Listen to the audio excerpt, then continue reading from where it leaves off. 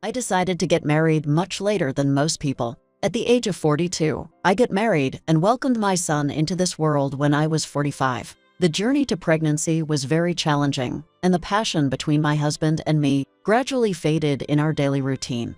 Before we could even cherish the joy of pregnancy, we faced harsh words from others. As a result, we decided to end our marriage. I was determined to raise my son with care on my own, but the actual challenges of parenting far exceeded my expectations. Still, there were moments when I felt that the challenges I faced were not particularly greater than those of many other mothers. The reason for that is, my name is Mina. I'm 70 years old. Currently, I live with my son, David. David is now 25 years old and is building a career as a surgeon, just like my ex-husband. One day, amidst the unchanged daily routine, my son asked me an unexpected question. Mom, what kind of person was the father who left when I was still little?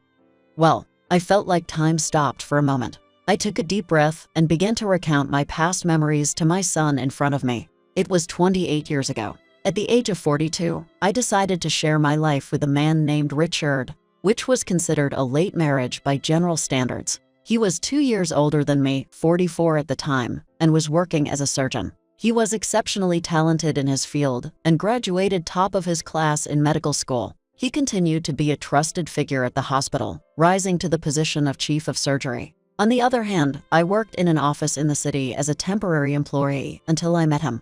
Our fateful encounter occurred when I was dispatched to the hospital, where he worked to assist with administrative tasks. That hospital was located in a prime location in the city center and was a well-equipped university hospital. My job mainly involved supporting PR activities, especially designing posters for the hospital's events and awareness campaigns. I also distributed these posters throughout the hospital and displayed them in appropriate places. On a sunny day, I was heading to a surgical ward bulletin board to put up a newly designed poster. However, on the way, I slipped due to carelessness and twisted my ankle severely. A sharp pain shot through me, and I couldn't stand up on my own. Just then, Richard happened to pass by and immediately reached out to help me. After that, we started spending more time together. Our dates became more frequent. We introduced each other to our families and friends and started discussing our future together. After about a year of a loving relationship, we exchanged vows of marriage. I was 42 years old at that time. He was very attractive to me as he had a high reputation at the hospital and a stable salary. However, after getting married, I came to see his true colors. Hey, when are we going to have the child we desire? It had been 3 months since we started our married life. Due to my age, it was difficult for us to conceive. Every month, I took a pregnancy test full of hope, but it was always a disappointment. I'm sorry, I've been taking the test every month, but there's no change yet. He clearly seemed dissatisfied and sighed deeply. After getting married, I gave up my career and prioritized my family. You're just doing housework now, so at least I want you to fulfill your important role as a woman. Why would you say that? What? You don't like what I'm saying?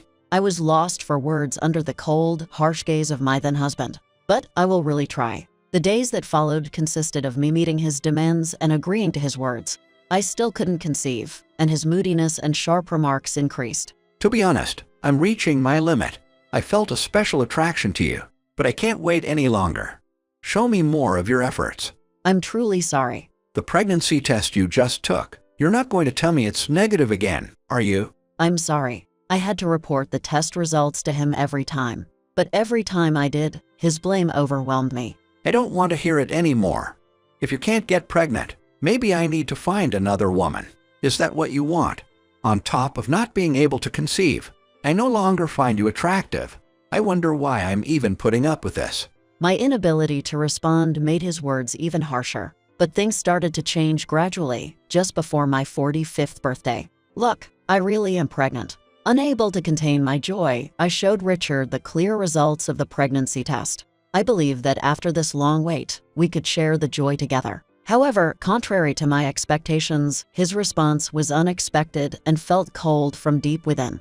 I've heard there are high risks associated with pregnancy in older age. And think about it. If a child is born at this age, wouldn't you be worried about the child's health and the tough parenting that awaits? What? I was taken aback by his sudden words. It took a moment for me to grasp the true meaning of his words. But from the tone of his voice, I could tell he wasn't happy. Giving birth at 45 might not be uncommon these days, but it's not without issues, right? Considering the future of the child, isn't it too late? So, should I not have this baby? Searching for the right words, I asked with a trembling voice. I was perplexed by his opinion, finding it hard to process my own feelings. It's your choice. But for me, I think I want to end our relationship here. His even colder words deeply hurt me, leaving me lost for words. I promise to support child rearing, but after that, I want nothing to do with you. As he said this, a sarcastic smile appeared on his face. In his eyes, it was clear he saw me as worthless. Ironically, in the outside world, he was highly regarded as a talented surgeon. Even if I expressed my displeasure about his behavior, it's unlikely others would believe me. Overcoming such circumstances, we eventually divorced. Afterward, I juggled multiple part-time jobs to make ends meet, gave birth to my son, David, and raised him on my own. Even with subsidies and grants, our financial situation was always tight.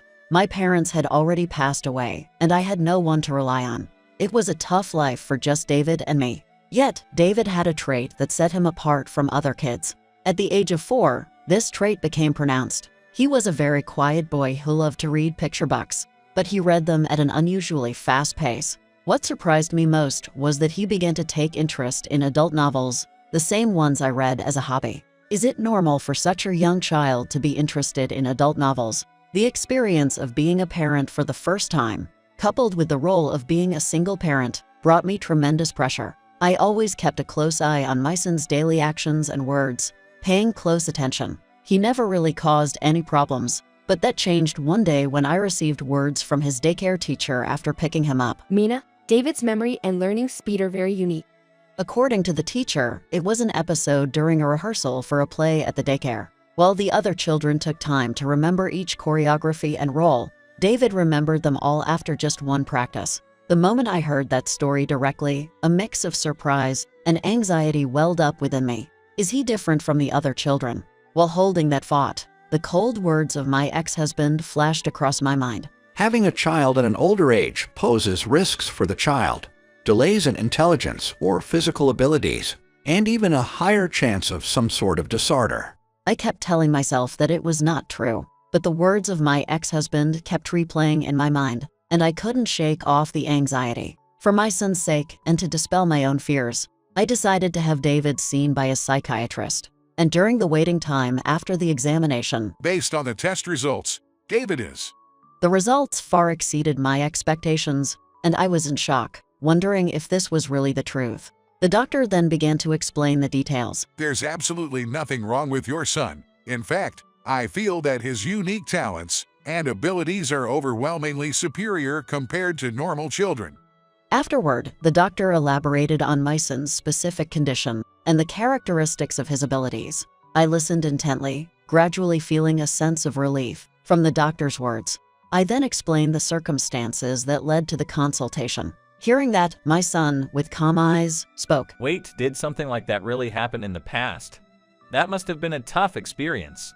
I can't believe that a man I've never met, my dad, would have such thoughts. A hint of dissatisfaction and anger was evident on my son's face. He was always a very kind-hearted child who thought of his mother no matter the situation.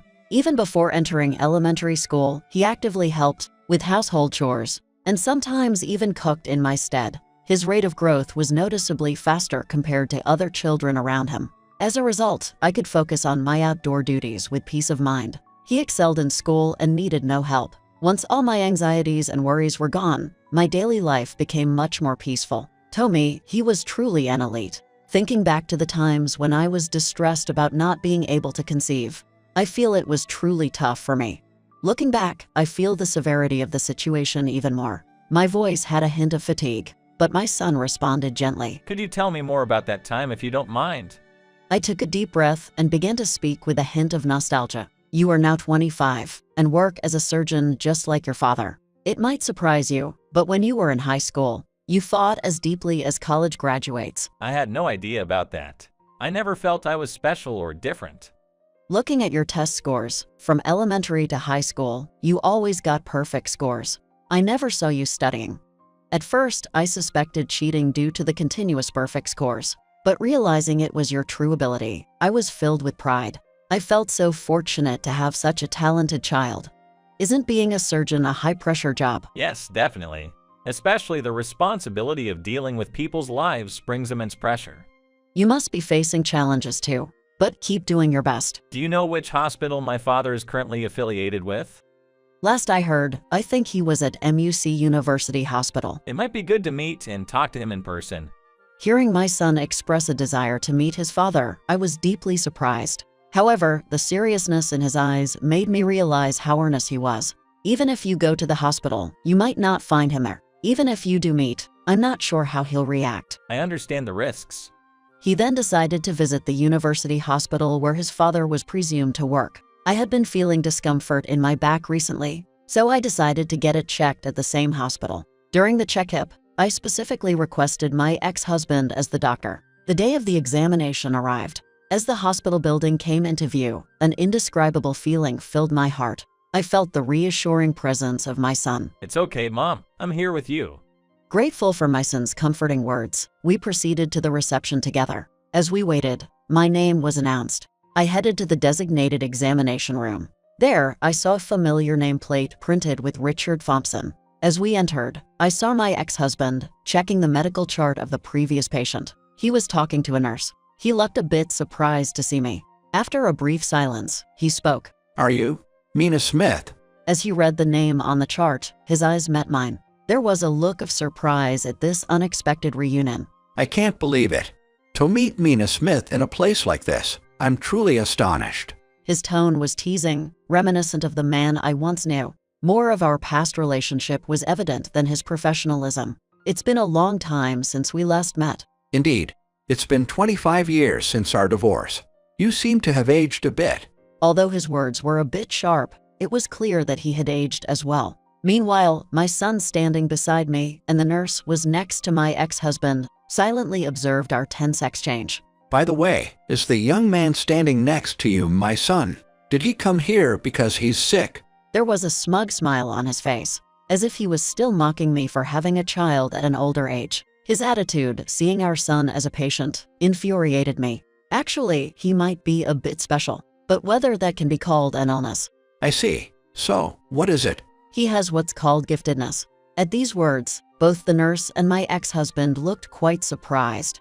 What? He's gifted. Being gifted refers to individuals with specific talents or abilities that manifest at an extremely high level compared to the general population.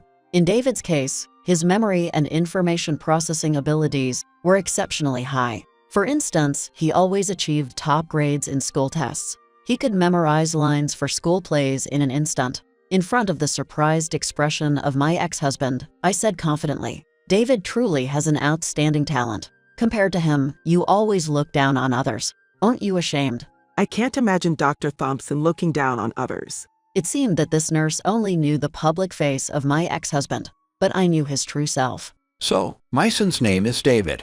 I'm your father. Trying to lighten the mood, my ex-husband smiled warmly and spoke to David. However, David's response was unexpected. You claim to be my father. Weren't you the one who left my mom for an unjust reason? With David's frank words, my ex-husband's smile froze for a moment. What are you talking about? I heard it from Mom. You felt anxious about me being born to an older mother and openly voiced your doubts and concerns about my future. How could you, the doctor, say such things? Confronted by his son's straightforward comments, my ex-husband hesitated momentarily. The nurse who was present seemed utterly shocked by this sudden development. Richard always maintained his composure and cared deeply about how others perceived him. What are you talking about, David? Watch your words. However, David, undeterred by his father's reaction, continued his questioning calmly. You seem quite flustered. Are you breathing a bit faster than usual? What nonsense are you spouting? Witnessing Richard's behavior, I felt it was time to reveal his true nature. The nurse next to us seemed genuinely shocked, having never seen this side of Richard before. Is this the first time you've seen him like this? This is the other side of Dr. Thompson, the man everyone respects. Don't say another word. I continued with even more confidence. When I found out about David's special talent, that he's gifted, I did feel a lot of anxiety. But now his talent is recognized, and I'm so proud of him. He's now a renowned surgeon. A surgeon? That's unexpected, but opposing me won't do you any good. Be careful if you don't want to lose your position in the medical field. Ignoring the shocked gazes of the nurses, my ex-husband desperately tried to maintain his stature. From the looks on the nurses' faces, it was clear how much he had been hiding his true nature. At first glance, Richard seems emotionless, but to me, he looks like a psychopath wearing a perfect mask. However, it was his son, David, who unveiled that mask. Just so you know, I'm recording this conversation. Do you still want to continue? What nonsense are you talking about? Taken aback by David's unexpected statement, Richard showed signs of panic. Sweat began to drip from his forehead. The head of this hospital, Dr. Johnson, and I spoke several times when I was in medical school, so I can easily relay this information to him. Please, don't do that. I beg you, just leave it be. The confident attitude Richard had when they first met was now gone, and he looked completely shaken. You should apologize for your behavior towards Mom and for your past actions. The words from his son were strong and resonated with clarity. He seemed firm in his resolution. If I were to apologize, would you forgive me? It's not that easy to forgive. Then there's no point in apologizing. From your words and attitude, it's clear you don't admit any wrongdoing. I'll act based on my conscience and sense of justice. Mom, there's no reason for us to be here anymore. Let's go. Yes. David firmly took my hand and hurriedly led me towards the exit. Wait, what are you thinking? My ex-husband shouted from behind, clearly panicking, as he followed us. I intend to relay the content of our conversation and your past deeds to Dr. Johnson.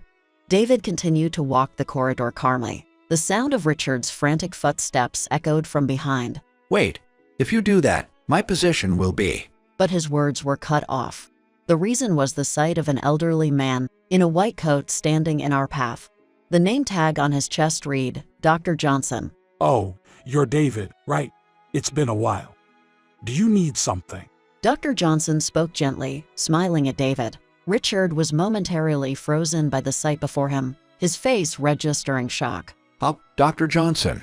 His face was visibly filled with anxiety and even emitted an aura of deep despair. It was as if all his hopes and expectations about life had been severed in an instant. As he observed Richard, his son calmly and in detail began to reveal the sequence of events that had occurred. The director's gaze grew sharper and colder as he listened to the story. Thompson, come to my office later.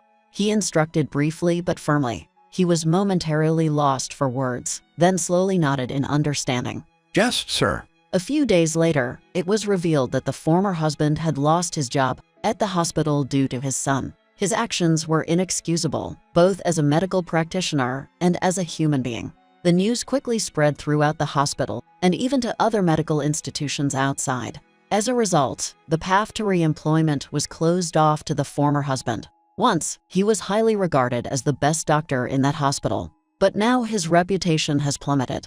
Furthermore, it was decided that the son would start a new job at a prestigious hospital. This hospital is renowned as a place where only elite doctors can work, affirming the son's capabilities. While the former husband, who had dedicated many years to the hospital, certainly has admirable skills, the son's achievements and sense of accomplishment at such a young age of 25 is even more commendable. Another distinct difference is the son's cheerful personality, which makes him loved by everyone.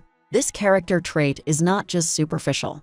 It's deeply rooted within him. In comparison to the former husband, it wouldn't be an exaggeration to say the son is ahead in many aspects. Months passed, and the former husband's presence gradually faded from the hospital's narrative. Instead, praises for the son's achievements and character began to increase within the hospital. I was blessed with a son at an older age and experienced various hardships while seeing him grow. However, now, witnessing my son's successes up close, I feel as if all those hardships have been rewarded. I don't know how much time we, as mother and son, have left, but I wholeheartedly vow to make the most of that time and to continue loving my son deeply.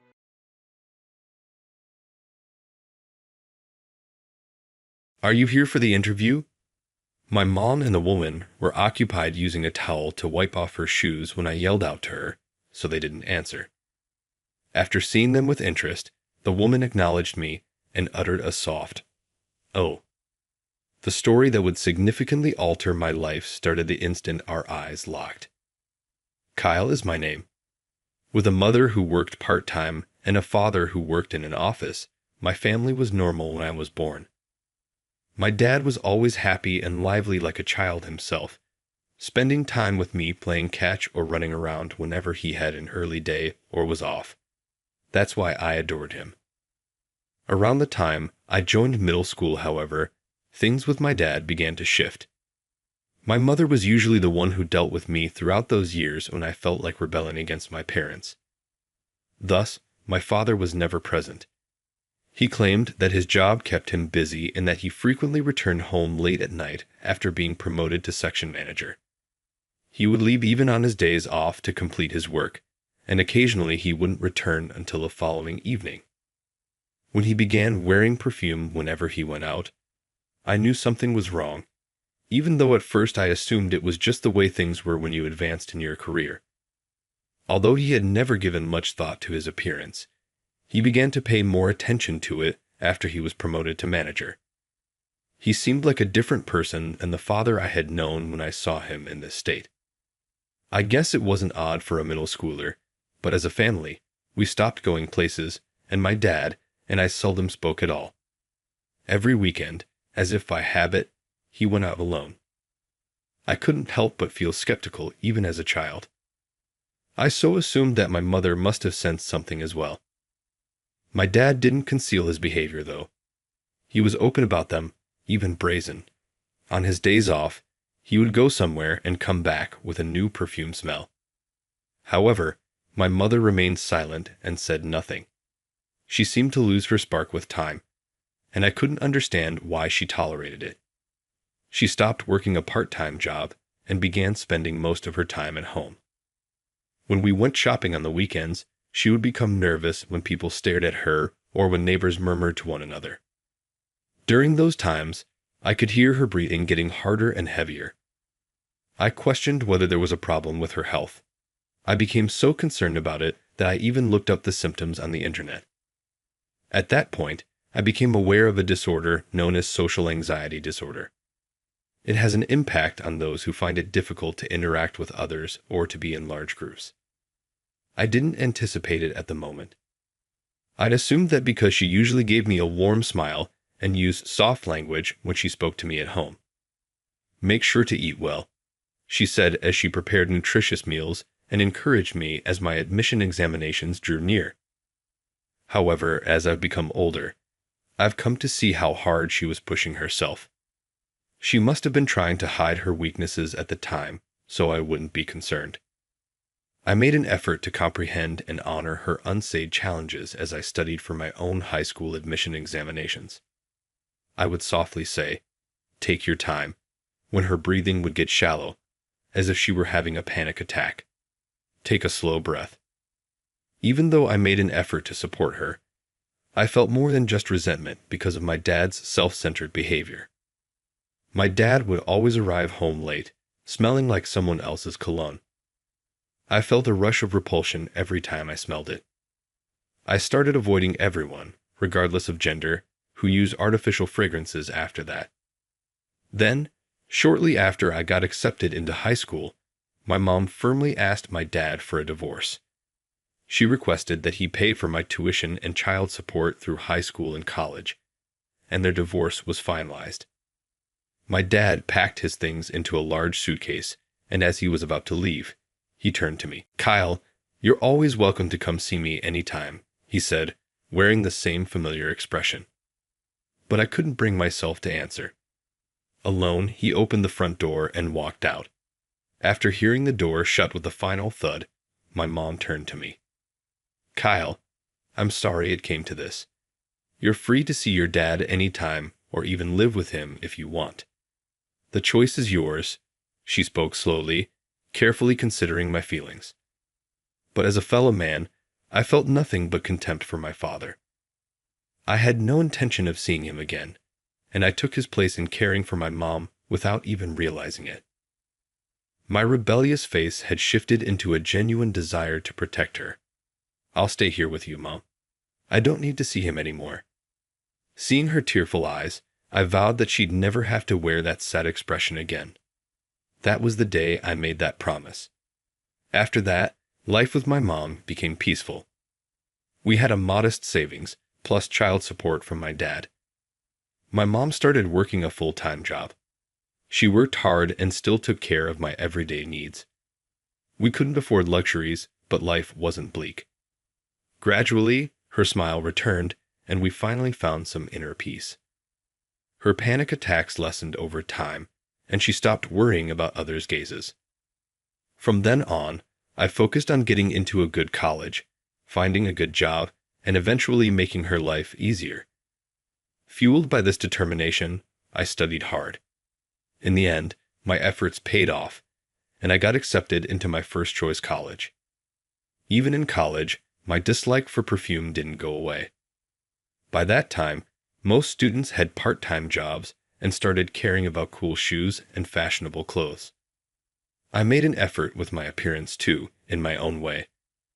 But just seeing a group of girls spraying branded perfume in the classroom and showing off the scent to each other gave me goosebumps. That sharp smell pricked my nose, and the unwanted memory of my dad's smug face flashed through my mind. Unconsciously, I started keeping my distance from people who wore heavy scents, and I became more selective with friends. College life was quiet, but enjoyable enough, even without being the center of attention. In my third year, I jumped right into job hunting preparations, attending various seminars. I was determined to get into a respected company, better than my dad's. With that mindset, I threw myself into my job search. My efforts paid off, and I received an offer from my desired company. With graduation in sight, one day while I was at school, my mom called me. "Hello, what's up?" Since my mom rarely called, an odd feeling stirred inside me. I hoped it wasn't anything serious as I answered, but her voice had a different tone as she spoke. "Kyle, Grandpa just passed away. Can you come back to my parents' house soon?" It was the news that my grandfather on my mom's side had passed away. Trying to steady my voice, I replied, "I understand," and ended the call. My maternal grandma had already passed, and my grandpa had run a candy wholesaler. He also ran a small candy shop in front of the warehouse, where neighborhood kids and adults would come to shop. One corner of the spacious warehouse was packed with shelves full of candies for customers to pick from. Grandpa was always at the counter, chatting with kids and handing out little extras, clearly loving his work. Like the other kids, I'd go to his store, and he'd smile warmly at me.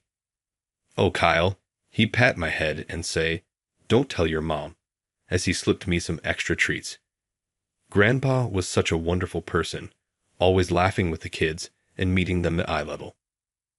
Once I got to middle school, I started buying fast food and snacks from convenience stores more often, so I rarely went to Grandpa's candy shop.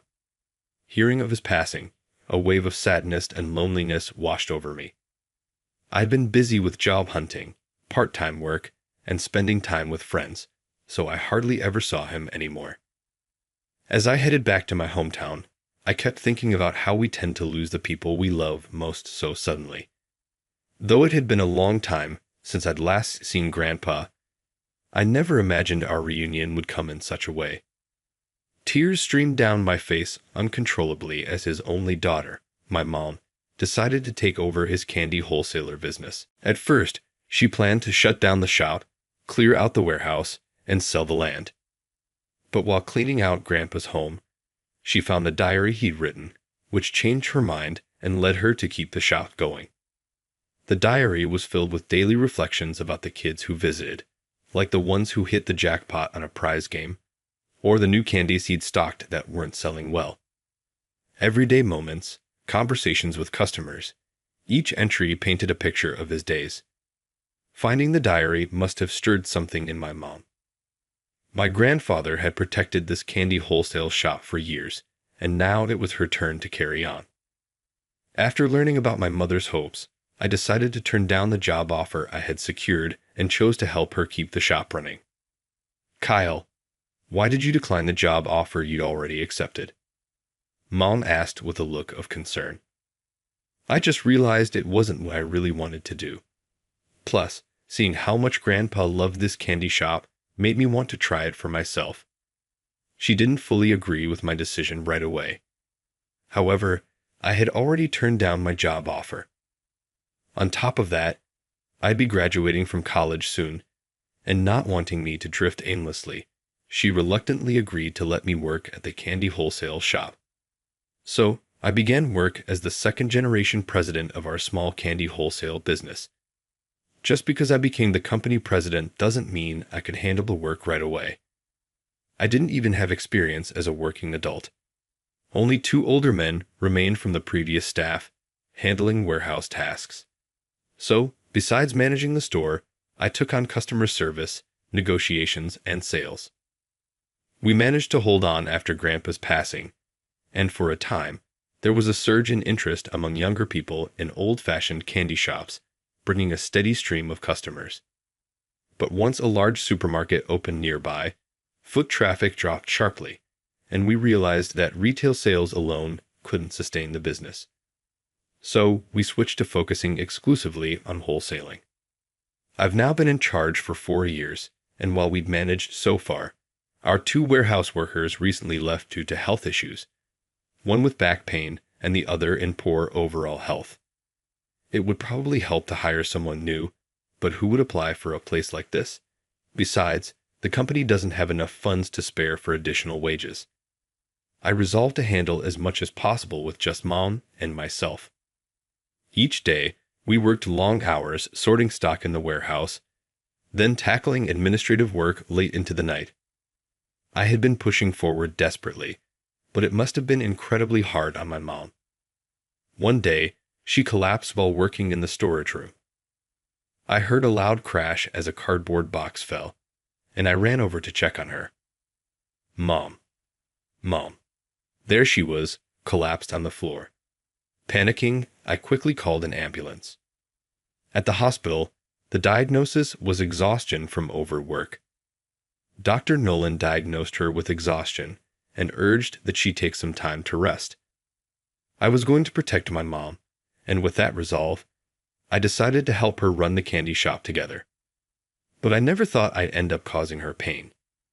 As I looked at her sleeping face on the hospital bed, I felt so guilty that tears streamed down my face without even realizing it. They told me she'd need to stay in the hospital for 2 or 3 days.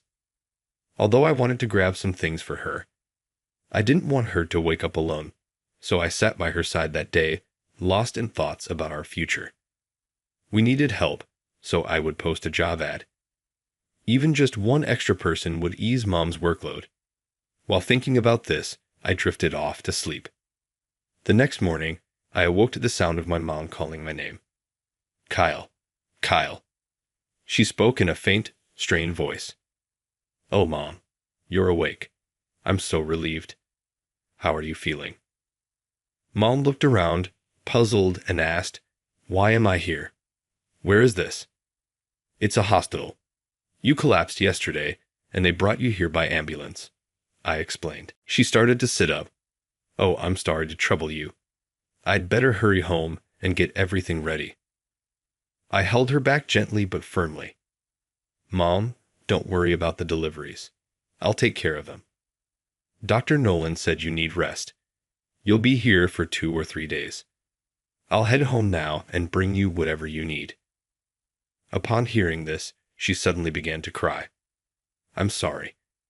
I'm so sorry, she murmured over and over. Why are you apologizing, Mom? You just pushed yourself a little too hard. Now let's focus on resting and getting you well again. I reassured her, comforting her as she wept. After heading home to gather her belongings, I went back to work. I had to prepare the orders due that day and get them ready for the delivery service. Working tirelessly, I managed to get everything done on my own. The next 2 days were so hectic that I barely remembered them. I was working nonstop. Managing to handle everything on my own made me feel even more strongly that I needed to step up and lead as president. When Mom was discharged, I told her I decided to put out a job ad. We were looking for a part-time accountant. The wages aren't particularly high. It's been a week since the job posting went up, and not a single person has applied. Nothing today either. Doing everything by myself left me exhausted, and I found myself grumbling alone in the storage room. All that came out were sighs. But 3 days later, the phone finally rang with an application. Today was the interview. I knew it was a lot to put on one person, but I couldn't help feeling hopeful about this chance. That's what I had been thinking when it was a woman just a year younger than me. I hoped she would be someone simple, not flashy, and without any perfume. As the interview time approached, I heard Mom's loud voice from the front entrance, which used to be the storefront. "Oh my, what should I do?" My mom said, clearly thrilled that someone had applied. She had been eagerly cleaning the windows since morning. "We don't want to give a messy impression," she said, filling a bucket with water. As I worked in the office, Mom returned with a worried look, grabbed a towel, and hurried back to the entrance. What's going on? Even though I called out to her, my mom was in such a hurry that she didn't seem to hear me. Curious about what was happening, I followed her to the entrance, where I saw a woman in a suit standing there with a stunned expression on her face. "Are you here for the interview?" I called out to her, but my mom and the woman were busy wiping the shoes with towels and didn't respond. Puzzled, I watched as the woman noticed me and let out a small "oh." Mom looked up, noticing I was standing behind her. "Oh, Kyle, this is the person here for the interview. But I accidentally spilled the bucket of water all over her shoes," Mom explained, and I looked over at the woman. "Oh, I'm so sorry. I apologize." The woman, who seemed serious and professional, bowed her head apologetically. "No, it's my fault for leaving the bucket here." My mom apologized to the woman, looking genuinely sorry. Seeing her, I apologized as well. "I'm truly sorry." I took a step closer to the woman, who then looked up and met my gaze. As she held my gaze, she looked over at my mother and began shifting her eyes between us, her breathing growing progressively more shallow and rapid, almost as if she were hyperventilating. "Ah, are you okay? Is something wrong?" Unsure of how to handle the situation, I gestured for her to sit on the bench by the entrance. "Are you all right? Should I get you some water?" My mother, worried about the woman as well, glanced nervously at the stained water splashes on her suit, hoping they wouldn't leave marks. I'm okay."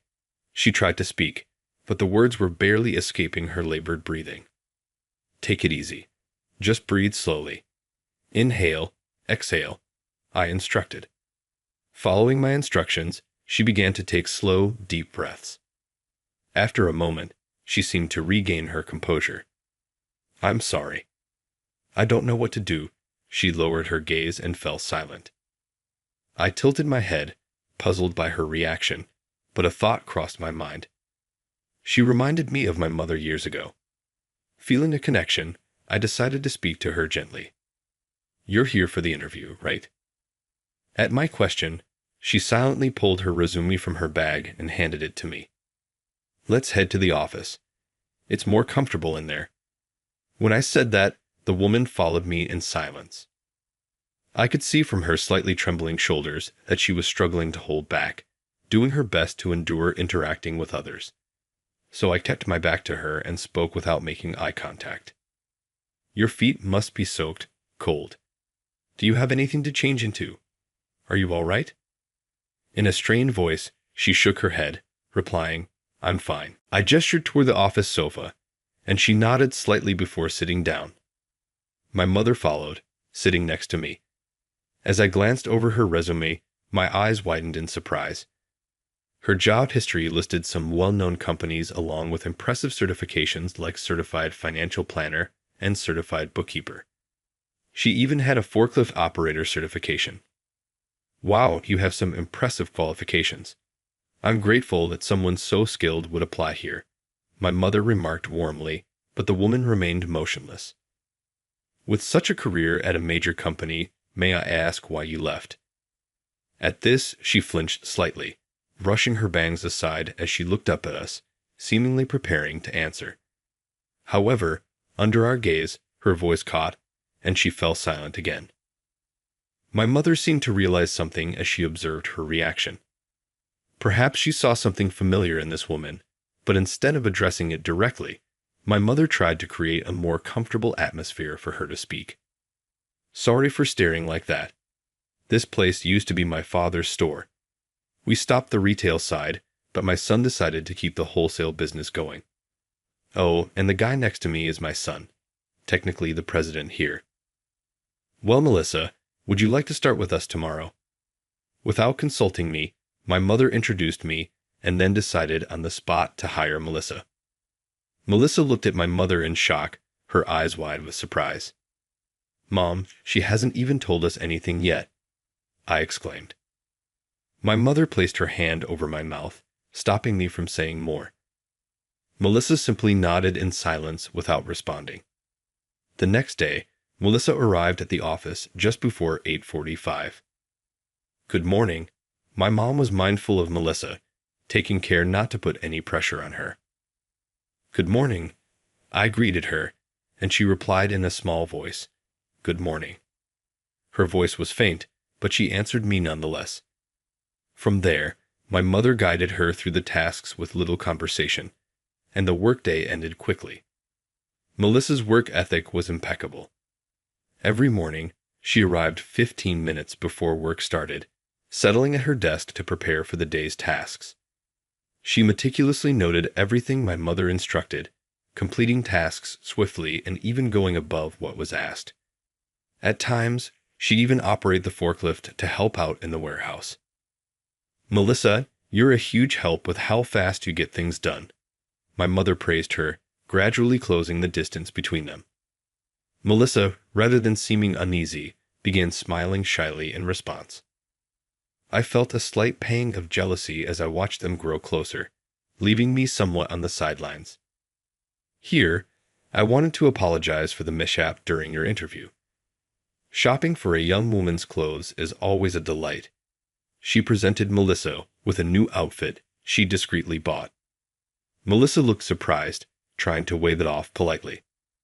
Oh, it wouldn't fit me anyway, so don't worry, she said. Just take it, my mother insisted. Upon hearing that, Melissa replied clearly, Thank you very much. The next day, Melissa arrived at work wearing the clothes my mother had given her. Seeing this, my mother beamed with joy. You look adorable. It suits you well. Blushing, Melissa lowered her gaze, seemingly flustered. Typically, she wore simple pants and a shirt, but today she was in a padded dress. Watching her cheeks redden, I felt my heart skip a beat. Since then, Melissa gradually began sharing light-hearted conversations with my mother. It was around that time that a faint sweet scent began to linger around her. Her complexion also seemed brighter. When she smiled, twin dimples appeared on her cheeks. I found myself drawn to her, my gaze lingering on her more often. It didn't take long to realize I was developing feelings for her. Gradually, there came moments when Melissa and I would meet each other's gaze. Could she be interested in me too? I found myself wondering, maybe a little too optimistically. One day, as I returned from a sales visit, I overheard the two of them talking in the office. I paused by the door, unable to resist listening in. I figured Melissa might feel more at ease speaking with my mother alone, so I stayed outside. I thought he was my first real boyfriend since I started working, I heard her say clearly. My mother remained silent, simply listening. But he already had a serious girlfriend. Apparently, my coworkers had even placed bets on how long it would take for me, the straight-laced one, to open up to him. Finding that out was devastating. After that, I felt self-conscious all the time, like people were laughing at me whenever they looked my way. I just couldn't function at work anymore. After I resigned, I moved back home and pretty much isolated myself. I felt guilty about not contributing, so I focused on earning certifications. But stepping back into the workforce took a lot of courage. When I saw the job listing here, I thought I'd give it a try. It said part-time accounting, so I'm really glad I took the chance because meeting you two has been wonderful. After a soft chuckle from Melissa, my mother finally spoke. You've done so well, Melissa. You've really been so strong. Oh, and by the way, Kyle here doesn't have a hint of romance in his life, so he's perfectly safe and highly recommended. Whether my mother was joking or serious, I couldn't tell. But she started talking about me, listening from the hallway. I blushed involuntarily, and then I heard a voice that made my heart race. Yes, I think Kyle is a wonderful person. I couldn't control the fluttering in my chest, so I stepped outside for a moment, then returned, deliberately closing the front door a bit louder than usual. "I'm back," I announced, walking into the office with a casual expression. The two of them looked up at me with warm smiles. "Welcome back," they said, and Melissa followed with a smile. "Welcome back." I glanced at her and felt a rush of nervous excitement as she smiled at me, a bit puzzled. "Speaking of which, we still haven't celebrated your arrival, Melissa. How about the three of us go out for dinner tonight?" Writing on the confidence I'd gained from overhearing her words, I made the suggestion without thinking. "I'll sit this one out," my mother replied. "Melissa, go let him treat you to something fancy." I looked over at Melissa. "Oh, thank you very much." That dinner marked the start of many outings together. With two people close in age, spending time together, it was only natural that emotions would start to stir. On one of our dates, just as my mother had intended, we officially began dating. The sweet fragrance that always lingered around her didn't bother me in the least. I used to find perfumes unpleasant as they reminded me of bitter memories with my father. But with her, it was different. Not unpleasant at all. Was it because I'd grown up, or perhaps because in some way, I'd come to feel a bit of gratitude toward my father for helping me get through college? One day, while I was thinking about such things, Melissa and I were working late. She suggested taking a short break and placed a cup of coffee beside me. She sat back down, took a sip, and then asked me a question. "Why were you so kind to me when we first met?" Surprised by the sudden question about that day, I answered plainly. Someone close to me experienced something similar. You reminded me of them, and I thought maybe you were going through something hard too. "That's right," she said, smiling warmly. I'm really glad I found the courage to come for the interview. Encouraged by her question, I decided to ask one that had been on my mind. "I've been wondering, what's the perfume you're wearing?" Melissa answered my question like this. It's lavender scented. Kyle, your mom gave it to me as a gift. Something about it having a good effect on the autonomic nervous system or something like that," she said with a bit of an embarrassed laugh at her hazy memory. Then she continued, "But you know, when I smell it, I feel so calm. I used to be terrified of people's looks and whispers, but now it's like my own little remedy." Hearing her story, I felt a quiet understanding within myself. I realized my mother had made her peace with the past. After all, she'd given Melissa a perfume that reminded her of my father's presence. She must truly be over it now. Relieved, I murmured to myself about her, "Your smile is my peace of mind." It was far too embarrassing to say that to her face, so instead, I simply said, "Thank you." Melissa looked at me with a curious expression, not quite understanding what I meant. "No, it's me who should be thanking you. Because of you and your mom, I'm here working and able to meet you. So I'm really, really grateful." She spoke clearly, as if to say that her gratitude was no less than mine. Smiling, I responded while thinking to myself, it wasn't that I helped her recover. Rather, it was Melissa who freed both my mother and me from the painful memories tied to the scent of perfume. In the future, I knew I could keep smiling and laughing alongside her. I want to show my mother this side of us as soon as possible, and I want to protect Melissa's smile now and forever.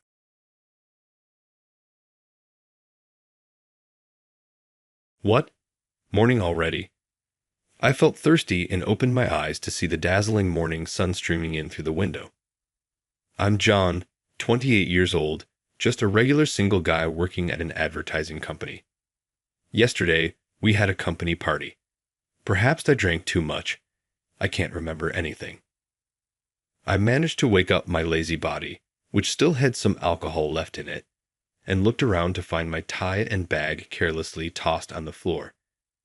Perhaps I had let loose a little too much, being our first party in a while. With a pounding headache from the hangover, I stood there in a daze when suddenly my cell phone rang. The call was from my colleague Bob. "Hey John, good morning. You okay after last night?" Bob's voice on the other end of the phone sounded like he found something amusing. Maybe I messed up after all. Honestly, I'm a bit dizzy with this hangover. I can't remember anything from last night. Did I do something weird? No way. You don't remember doing all that. As the truth unfolded from Bob's words, my face turned redder by the minute. At last night's party, I met our junior colleague Emma after a long time. She was a sweet 24-year-old woman, a junior in the department I used to be a part of. However, for some reason, I had been keeping my distance from her. Apparently, Emma didn't find it amusing and took this opportunity to approach me. "Don't you think you've been a little cold lately, John? You used to be there for me." That's right. Being a senior in the same department, I often listened to Emma's worries. But she consulted me so often without considering my convenience, it was frankly bothersome. "I'm sorry, but I just switched departments, and frankly, I have enough on my plate right now. Plus, you have a boyfriend. He might worry if you're frequently dining alone with another man, don't you think?" Yes, Emma had a boyfriend, yet she kept insisting on talking and inviting me to bars and restaurants. I listened to her complaints, and because of our positions, I ended up paying every time. Looking back, I might have been taken advantage of in the past. However, I was swallowed up by her strong pace and was at her beck and call. Tonight, however, I managed to express my intentions with the help of alcohol. I drank too much due to the tension, and my memory cut off from there. According to Bob, she seemed clearly discontent with my words. "So, you won't listen to me anymore, John?" "That's right. I think it's for the best." Even to an outsider, Emma seemed too persistent. I was getting tired of it. Then she provocatively said, "You refuse my talks, but you're often out with department head Catherine, aren't you? Isn't that unfair? She's indeed beautiful, but somewhat aloof, and she's 9 years older than me. Oh, you're not by any chance attracted to Catherine, are you?" "Don't badmouth Catherine." According to Bob, I abruptly cut her off by slamming my beer glass on the table. Emma, who only knew my usual calm demeanor, was taken aback by my sudden change. But the surprise didn't end there. Incredibly, I made a shocking statement at the party. Yes, that's right. I love my department manager. You just don't know it, Emma. The manager, in reality, is really cute. Who cares if she's older? Who cares about her position? I love her. I can't stand it. I'm crazy about her. Just saying it was enough to make me blush. But what was really bad was that at that moment, the manager was standing right behind me. She was late to the drinking party because she had errands that day, and she came at the absolute worst possible timing. After that, I drank too much and blacked out, falling on the spot. Bob somehow got me home by taxi. Listening to the whole story made me despair at my own reckless behavior, but Bob seemed to enjoy it till the end. To be honest, the way you interfered with Emma ruined the fun atmosphere of the drinking party. Listening to what you, John, said felt so refreshing. Maybe the manager was happy to receive a once-in-a-lifetime confession like that. No, there's no way, right? If it's just me embarrassing myself, it would have been fine. But to even get the section chief in trouble is another story. This situation developed, but the trigger goes back 6 months ago when I was transferred to the advertising department. The manager of the advertising department, Catherine, became my immediate boss. She is 33, 5 years older than me, and single. She has beautiful dark brown glossy hair tied back and beautiful features with cat-like eyes shining in a deep brown color. She stood out even in the office. Not only her work, but also the way she dressed in a suit on her slender figure was dazzling. And she had many fans in the company, regardless of gender. I was glad to be able to work under such an excellent person. but it seemed that she did not have a good impression of me and actually said this to me. "John, please stop messing up the relationships within the department. Currently, it seems like you're having a relationship with a female employee who has a boyfriend. Apparently, she thinks that I'm having a relationship with Emma. But as I mentioned before, I was just listening to her story. I tried to explain the details, but she said, 'That's enough,' and cut off my explanation, so the misunderstanding was never cleared up. Actually, I've been approached by many women besides Emma for advice on their problems. I'm not popular with women. I'm just valued as a conversation partner. I myself thought that I might be in this role for the rest of my life, and I was about to give up on romance. The last time I dated a woman was 7 years ago when I was a junior in college. That was when my ex-girlfriend, Nancy, suddenly said, 'I found someone I like, so I want to break up.' I was shocked, but Nancy proposed, 'I don't want to be lovers anymore, but I hope we can be good friends. I feel very calm when I talk to you, John.' As for me, I couldn't hate Nancy, so I said, 'Let's do that,' with a smile. Looking back now, I was just pretending to be tough, and I might have wanted to show her my good side. I should have just cut off ties with her when we broke up, but because of my false pride, I ended up being manipulated by my ex-girlfriend, just like now. In the past, I've always been weak to pressure, and for women, I've always just been a good guy who'd never become their first choice. That was the pattern. Well, my looks aren't what you would call handsome, so it can't be helped. One day, a month after I was assigned to the advertising department, the manager and I were left in the office working overtime in an awkward atmosphere, as usual. We had received a request for an art exhibition advertisement from a client, and the two of us were creating flyers for the exhibition. In addition to the exhibition of famous art prints, there would also be posters and related goods for sale. The two of us were each staring at a computer, trying to create an attractive flyer that would entice customers to buy, but there was no one else in the office, and it was awkward to just work silently. Thinking that it might start a conversation, I glanced at the manager, and she was staring at a postcard printed with a painting called Water Lilies by Monet, which was one of the sales items for the art exhibition. Thinking it might start a conversation, I said, "It's a beautiful painting," and she brightened her eyes and began to talk happily in a way that was completely different from usual. "Isn't it? Monet is an impressionist painter, and he has painted many pictures of water lilies. This painting on the postcard is owned by the boss of a museum of art." She talked about Monet passionately for a while. It was the first time I saw her, who was usually cool, talking so much, and I was surprised at her rich knowledge about art. However, after a while, she made a face as if she realized something and said, "I'm sorry, I talked too much," blushing and looking down. "Why are you apologizing?" I asked. I didn't know what kind of painter Monet was, so I found her explanation really interesting. I also secretly thought it was cute how our section chief got so passionate talking about what she loved. But she said, "Enough with the pleasantries," and shook her head side to side while blushing. I know, when it comes to talking about art, I just can't help but get excited. That's perfectly fine. If we're working in advertising, knowledge of art is absolutely essential. Our conversation continued to flow naturally, and we were able to make significant progress on our flyer. As the overtime for the day was wrapping up, I decided to be bold and asked the manager, "Would you like to go for a drink?" I thought that since we had warmed up to each other, having a drink would deepen our relationship even further. Initially, the manager squinted at me with a skeptical look. "Well, aren't you involved with your junior colleague, Emma? You don't plan on making a move on an older woman like me, do you?" "No, not at all. Emma is infatuated with her boyfriend, and I'm just someone she talks to." "Really? Well, that's okay. I'm not that kind of woman. We'll have our drink and then head straight home." Despite the manager's initial weariness, we managed to have a drink together at a local bar.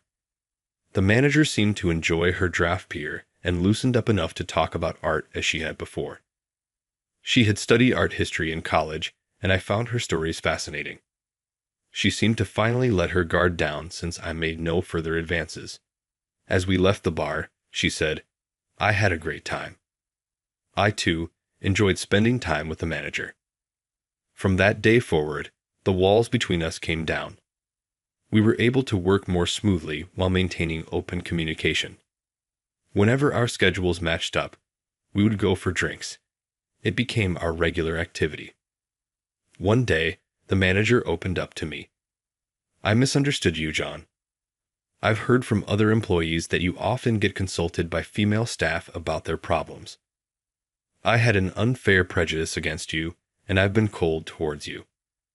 And I truly regret that I smiled and said to the deeply apologetic manager, "No, no worries at all." When someone hears that you're alone with female employees, it's a common assumption. But now I can understand why Emma feels the way she does. Just talking with you, John, is healing in its own way. The manager shared her past trauma with me. "You know how I get really excited and talk nonstop when it comes to art? My previous partner found that repulsive. He didn't expect me to be so talkative because I appear to be a reserved person. It was a shock when he broke up with me because of that, so I've been trying to keep quiet ever since. Looking back, I've been treating you the same way I was treated. It was wrong of me to form a negative image of you before getting to know you. I never imagined that the manager had such a past. She had been pretending to be someone she wasn't after being rejected for being her true self. I would never do that. That's because I genuinely like the manager just the way she is. Spending time together, she became someone special to me before I knew it. Catherine, I think you're incredibly charming just the way you are. We've managed to understand each other like this, so let's let bygones be bygones. Please, I'd love for you to continue sharing about art with me." And my words made Catherine smile genuinely. "Because you're such a good listener, John. You also satisfy my frustrations that I've been holding back for so long, so I'm really grateful. But recently, I've been a little worried about you. You've been frequently asked out by Emma, and you're paying for her meals, aren't you? I think it's a bit different if you listen to her concerns once in a while. You're right. I've been feeling stressed about my relationship with Emma, so I think I'm going to distance myself a bit. Until now, I could only find my sense of self-worth by being close to someone. But since meeting Catherine and falling in love, I've come to want to spend my precious time with my special person. That's how I came to the events of last night. Having fallen in love with Catherine, I tried to keep a distance from Emma, but I never thought I would make such a blunder while drunk. I was beating myself up over it, but I decided to apologize to Catherine first and nervously made a call. Catherine must have been appalled because I went on a drinking spree. Listening to the dial tone with a bad feeling in my chest, Catherine answered the phone quicker than I expected. "Hello, Catherine. I'm really sorry about yesterday. My thoughtless actions have caused you trouble. I know an apology won't cut it, but please let me get down on my knees." "Whoa, John, calm down. There's no need for you to do that. Just calm down." As soon as I heard Catherine's voice over the receiver, I blurted out an apology. From the tone of her voice, it didn't seem like she was angry. Instead, Catherine said something unexpected. "I'm actually on my way to your apartment right now. You seemed really drunk yesterday, and I thought your handover must have been rough. I'm coming to check on you. I brought some stuff, so let me in." I hadn't expected Catherine to come to my place. 10 minutes later, the intercom rang, and Catherine had bought not only food, but also mineral water and paints.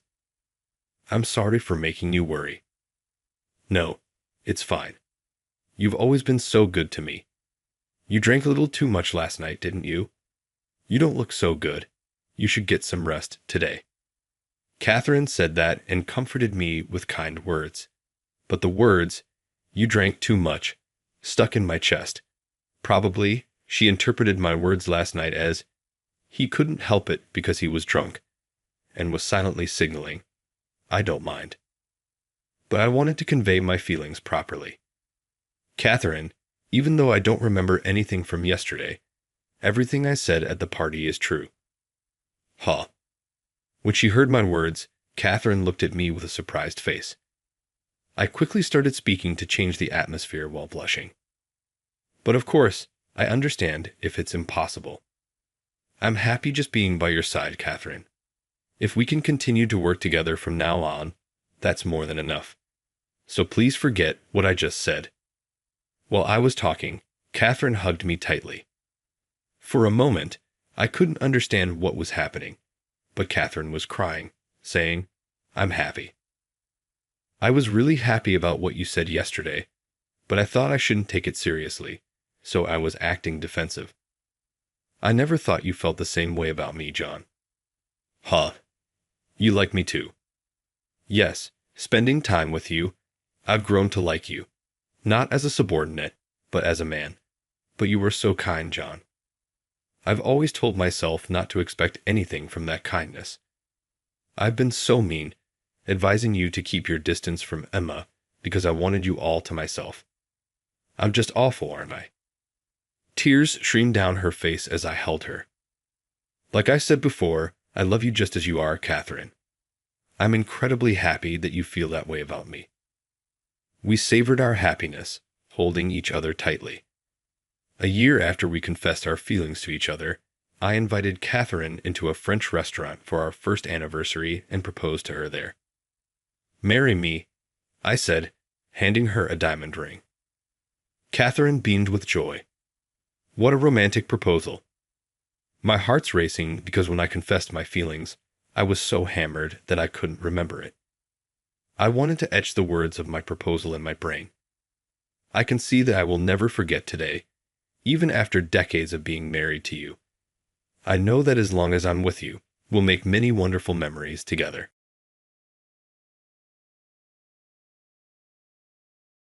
What are you doing here? My body froze like ice water under her icy glare, which was full of disdain for me as a janitor. I was unable to move. My first love was her. I tried to speak, but her group just stared at me curiously. Hey, do you know him? Absolutely not. Who would want to hang out with a janitor? I tried to cover my emotions with a forced smile, but my face became rigid and immobile. But that encounter would turn out to be a life-changing event for me. I want to thank you, she said, taking my hand and blushing. Tonight, are you free? Alex is my name. I work as a janitor at a big business building, and I'm 26 years old. I make an effort to keep the office pristine every day, trying to get rid of any dust. I was deep in concentration when Carol, an older, more seasoned janitor, who had been conversing cheerfully close by, shouted out to me. How long will it take you, Alex? Today, the entire floor needs to be cleaned. We'll never be done before sunset if you continue to be so thorough. I'm sorry. I couldn't help but notice this smudge on the railing. I'm a detail-oriented person by nature, and I frequently receive criticism for it. Carol gave me a frustrated expression when she saw how worried I was. To be honest, child, you're much too serious for your age. If you don't improve your time management, you'll miss lunch once more. You were such a problematic boy. Give me that cloth now. Thank you so much, I said in gratitude. Carol always helps me out and treats me like a son, even if she complains. Carol is like a second mother to me, and I believe we work well together.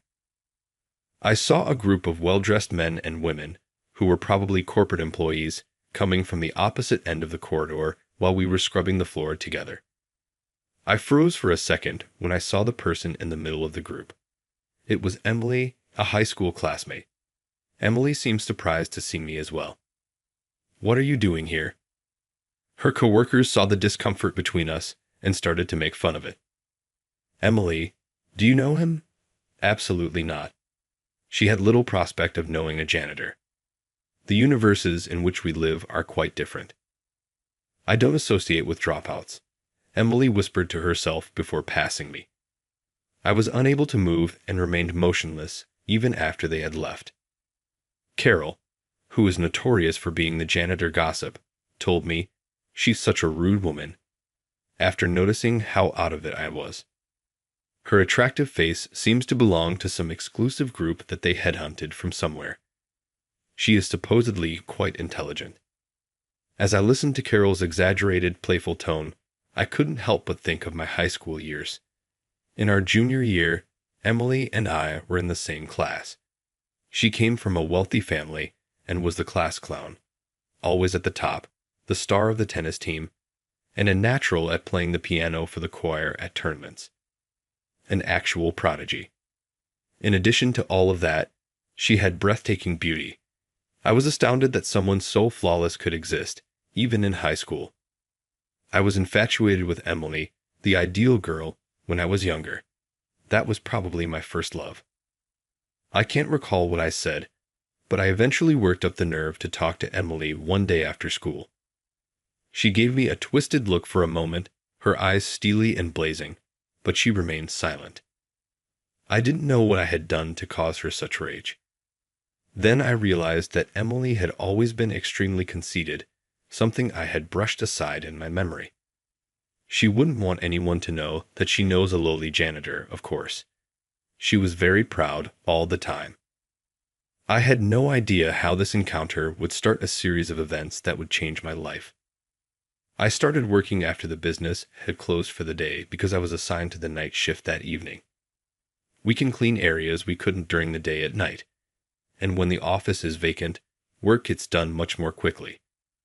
The office was peaceful, and I worked quietly, a far cry from the busy afternoon.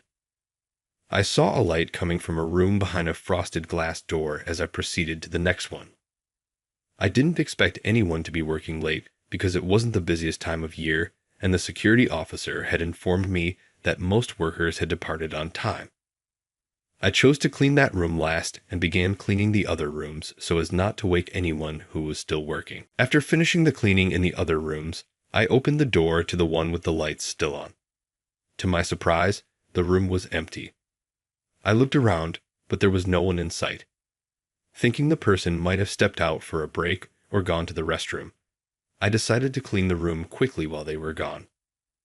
But just as I was about to start, I noticed a dark figure moving by the cabinet at the back of the office, muttering something to themselves. Is someone there? Wait, it's not a ghost, is it? That's creepy. What the heck? Why aren't these in order by date? What is this? It makes no sense. When I got closer, I realized the dark figure was Emily, crouched in front of the cabinet. My heart raced at the sudden appearance of my first crush, but I couldn't just ignore her distress, so I gathered my courage and spoke up. Do you need any help? Ah. Emily jumped, startled, and fell backward, landing on her behind. Oh, I'm sorry. I didn't mean to scare you. I quickly apologized and tried to offer her a hand, but she ignored it, standing up on her own and leaving my hand awkwardly hanging in the air. What do you want? To make up for scaring her, I offered to help her find what she was looking for. Ah, here it is. Is this everything? It was placed pretty high up. Here you go. I handed Emily the files she had been searching for.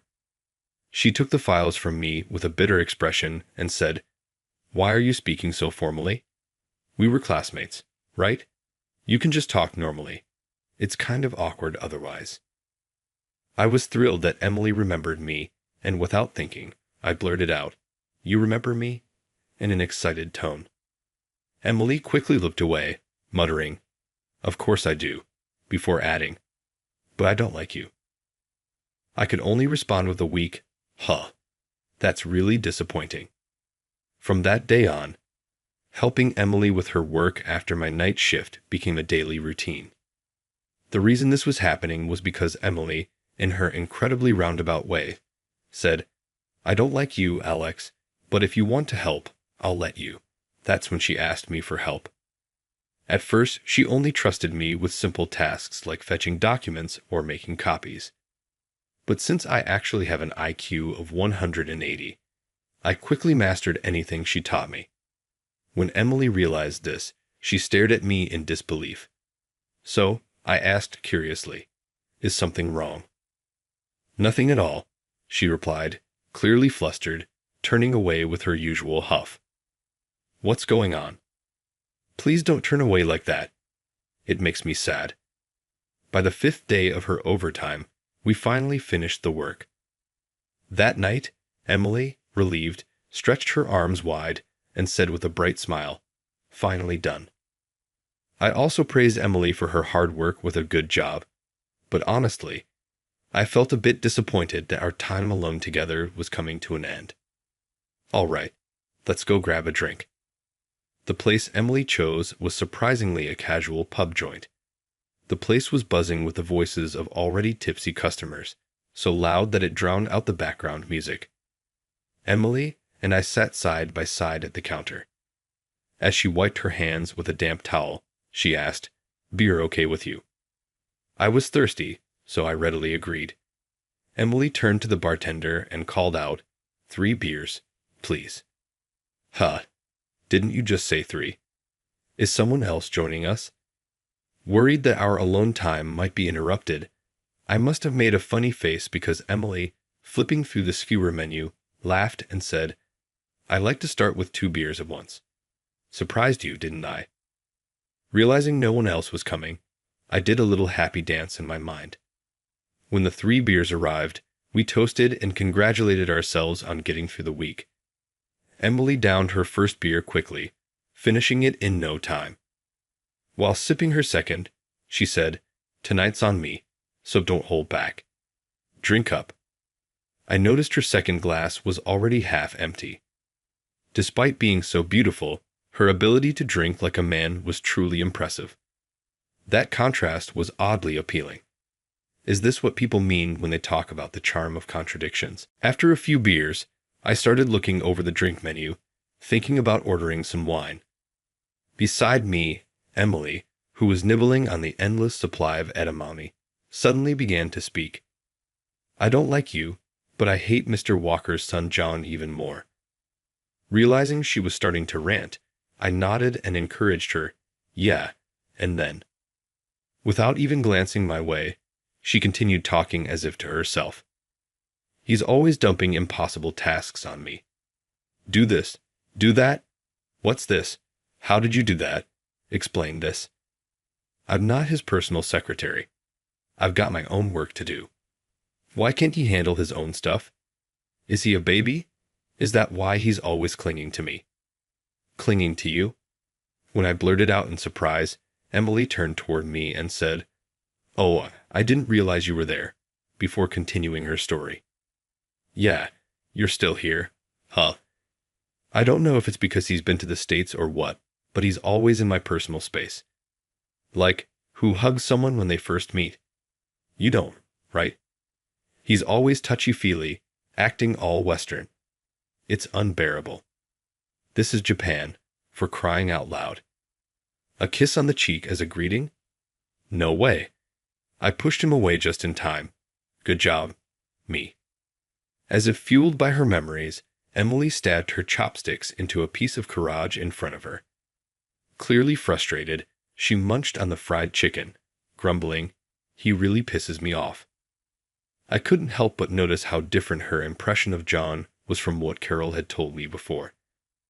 I was drinking wine, and when Emily was drinking whiskey with hot water, she looked curious and asked me what I was thinking. "So, why are you working as a janitor? You were so smart, always top of the class. It seems like such a waste." Expecting some grand reason, she seemed disappointed when I explained the simple truth. "Well, as you know, I had to drop out of high school when I couldn't afford the tuition. So my highest level of education is middle school. Nowadays, the only places they'll hire someone with that background are part-time jobs or manual labor. I was lucky to find this cleaning company that didn't care about my education. So here I am in this industry. A young guy with physical strength is in high demand." Emily's face twisted with frustration at my straightforward answer, and she loudly exclaimed, "Ah, that's so annoying." Exhausted from all the overtime, Emily slumped over the counter, nearly falling asleep right then and there. A college-age waiter approached us, looking apologetic. Sorry, but we're about to close. Emily had already taken care of the bill before she got too drunk, but the real issue was her. I tried to wake her by gently shaking her shoulder. She briefly lifted her head, gave a lazy smile, and then slumped back down on the table. How was I going to get her home? In the end, I caved under the silent pressure from the waiter, who clearly wanted us to leave. So, I hoisted Emily onto my back and carried her out of the restaurant. As we stepped outside into the cool night air, she began to stir on my back. Thinking she might be waking up, I called out to her, but there was no response. Realizing she was still asleep, I started walking toward the main street, hoping to catch a cab. Suddenly, Emily, in a much softer and more affectionate voice than usual, began to mumble something. I say I don't like you, Alex, but the truth is, I don't dislike you at all. Actually, I really like you, but I'm too embarrassed to say it, so I won't. So, you better not tell Alex. Okay. Hearing those words, I instinctively tightened my grip on the back of Emily's knees. At the same time, the realization that I was carrying her on my back hit me again, and my heart started pounding so hard I thought it might burst out of my chest. Did she just say she likes me? I don't know how long I stood there like that. Suddenly, Emily, now more awake, began to squirm on my back and lightly punched my shoulder. Hey, put me down, she demanded in her usual tone. So I quickly set her down. She seemed a bit embarrassed, perhaps realizing she'd been carried on my back. I can't believe this. Thank God I wasn't wearing a skirt, she muttered, clearly flustered, her ears turning bright red. Despite her complaints, I couldn't help but be struck by how unexpectedly cute she was, so different from her usual tough demeanor, and my heart wouldn't stop racing. We walked to the main street, but no taxis were in sight. As we stood there waiting, Emily suddenly suggested something outrageous. If we can't get a taxi, maybe I could crash at your place, Alex. What? Unfortunately, a taxi pulled up right then. Reluctant to let her go, I instinctively grabbed Emily's arm as she was about to get in. She turned to me with a shy smile and said, "Too bad. Maybe next time," before getting in the cab and heading home. After that, whenever we ran into each other at work, we started talking more. Hey Emily, looks like you're not doing overtime anymore. How's work? Getting used to it? Hey Alex. Yeah, I'm getting the hang of it, but sometimes I still hit a wall. Could I ask for your advice again sometime? Since then, she's been coming to me for advice, and though I wasn't sure if my input was really helpful, I have to admit it felt great to be needed by someone I liked. I tried hard not to let it show, but I couldn't help grinning as I said, "Of course, feel free to ask any time. Sometimes an outsider's perspective can be valuable." I tried to play it cool, but inside I was over the moon. Unaware of my feelings, Emily smiled warmly and said, "It's great to have a reliable classmate like you. See you later," before walking off. As I stood there trying to contain my excitement, Carol, who had been watching us while wiping down a nearby plant, spoke up. "That girl's really changed since the beginning, hasn't she? She's nothing like the others here. Seems like a good kid." Hearing Carol praise the girl I liked made me feel a strange sense of pride. Right? She's really a great person. She even talks to someone like me without any pretense. I must have been showing my feelings more than I thought, because Carol gave me a knowing grin and said, "Oh my. You've really got it bad for that girl. But listen, with someone that beautiful and kind, if you don't step up, some other guy's going to snatch her away in no time. So you better go for it." Carol playfully smacked my back hard. Ouch. That really hurt. But yeah, you're right. I've got to get my act together. One day, I ran into Emily at work, and we were chatting like usual when a male employee walked by and deliberately dropped some trash right in front of me. I had a bad feeling as I looked up at the guy. He was wearing a sharp, tailored suit and had a smug grin on his tanned face. He crossed his arms and said just one word, "Pick it up." As I was thinking, who the hell is this guy? Emily suddenly turned pale and shouted at him, "John, what are you doing?" "John? Oh, so this is John, Mr. Walker's son." "Emily, stay out of this. People like him get up when you're too nice. Now hurry up and pick it up." "Stop it. That's awful." "Alex, you don't have to pick it up," Emily insisted. "It's fine. It's my job," I said, bending down to pick up the trash. John looked down at me with disdain and said, "Guys like you, janitors, will never be on the same level as us. Emily, you're smart, so don't hang around someone this low. It'll just make you look bad, too. And don't defend another guy in front of your boyfriend. It's disrespectful." Boyfriend? I was shocked by this revelation, while Emily desperately tried to explain, "No, we're not dating." But at that moment, I didn't know what to believe anymore. John sneered, "Come on, Emily," and forcibly pulled her close by the shoulder, leading her away despite her protests. As I knelt there picking up the remaining trash, I noticed several pairs of shoes in my peripheral vision. I looked up to see John's entourage surrounding me, looking down with smug expressions. Did that janitor seriously think he had a chance? No way. That's ridiculous. How delusional can you get?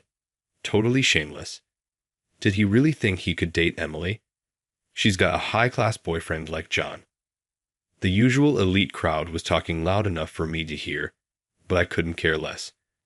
All I could do was watch Emily, who kept glancing back at me with a troubled expression as she was pulled away. I felt utterly pathetic, but more than anything, I was devastated by the fact that Emily and John were dating. Sigh. I lost count of how many times I sighed that day. I couldn't get Emily and John out of my head. I was so distracted that I wasn't making any progress with my work. Noticing this, Carol came over and said, "Alex, you okay? I'll handle this room. Why don't you go take care of the reception area? Come on, off you go." She practically shoved me out of the room, leaving me no choice but to head to the reception area.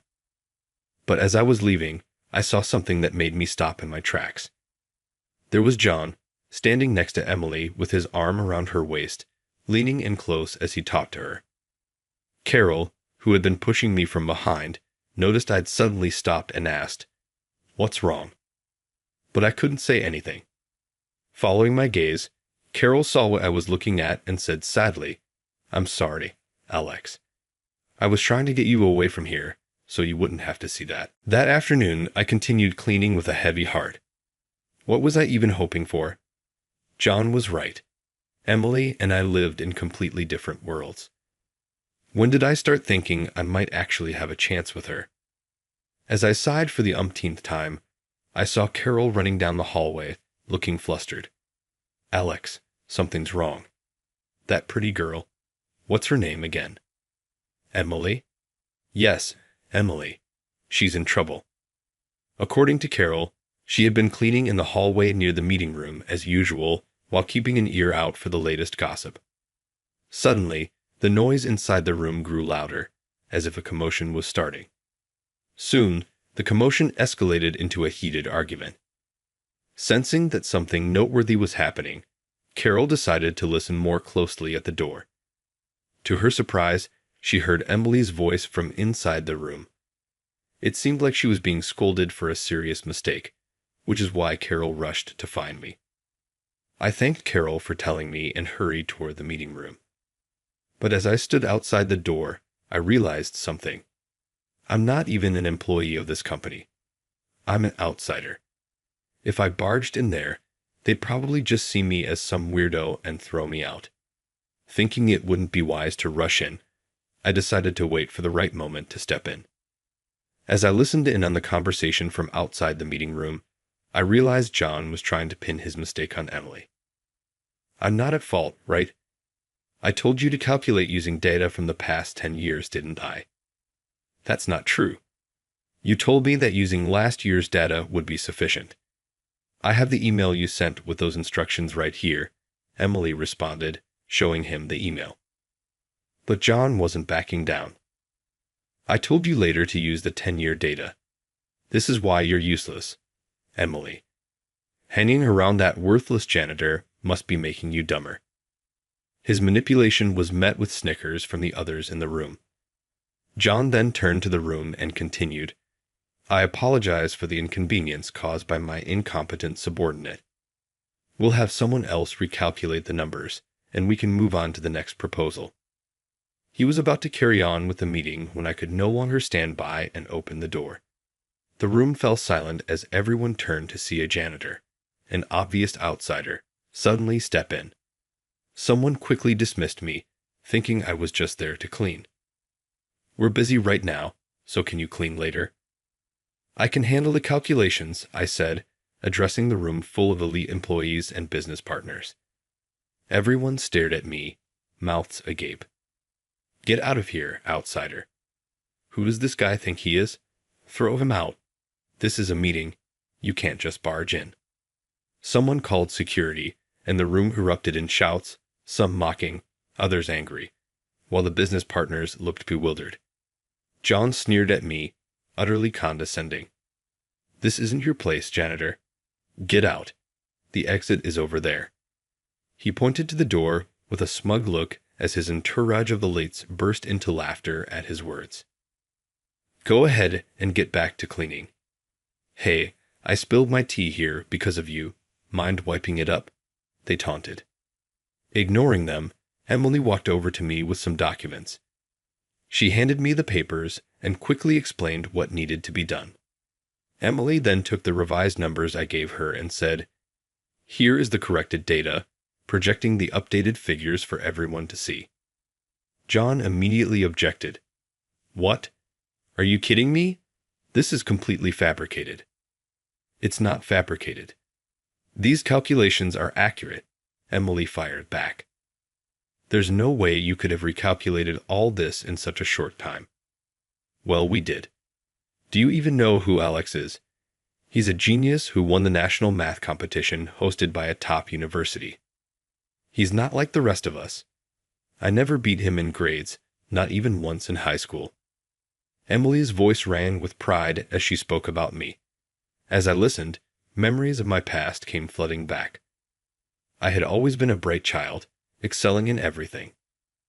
My IQ was tested at 180, and I was often called a prodigy.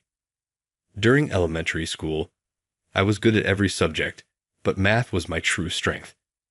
My mother once told me that when I was in kindergarten, I could solve problems from high school entrance exams. When it came time for high school, I planned to attend a prestigious public school on a scholarship, given our financial situation, just my mother and me. But after winning a math competition, I received a scholarship to attend a private school known for its elite status.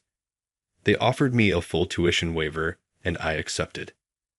I lived up to the school's expectations by winning the math competition. However, the victory led to a whirlwind of events. Banquets hosted by school alumni and local dignitaries, constant media interviews prying into my personal life. I was sick of it all. Alex, your mom raised you on her own, didn't she? Yes, that's right. Your dad's never been around. I don't have a father. Have you ever met him? Any memories of him? Why is that relevant? My father has nothing to do with this award. I hated how every interview seemed to date into why my mother was a single parent, how my father left after an affair, and other painful details. It made me despise the reporters. But the worst part was that I was losing time to study math, the subject I loved, because the school kept scheduling interviews and social events without my consent. It stressed me out so much that I began canceling and refusing the school's demands. One day, I was summoned to the principal's office by Dr. Harris.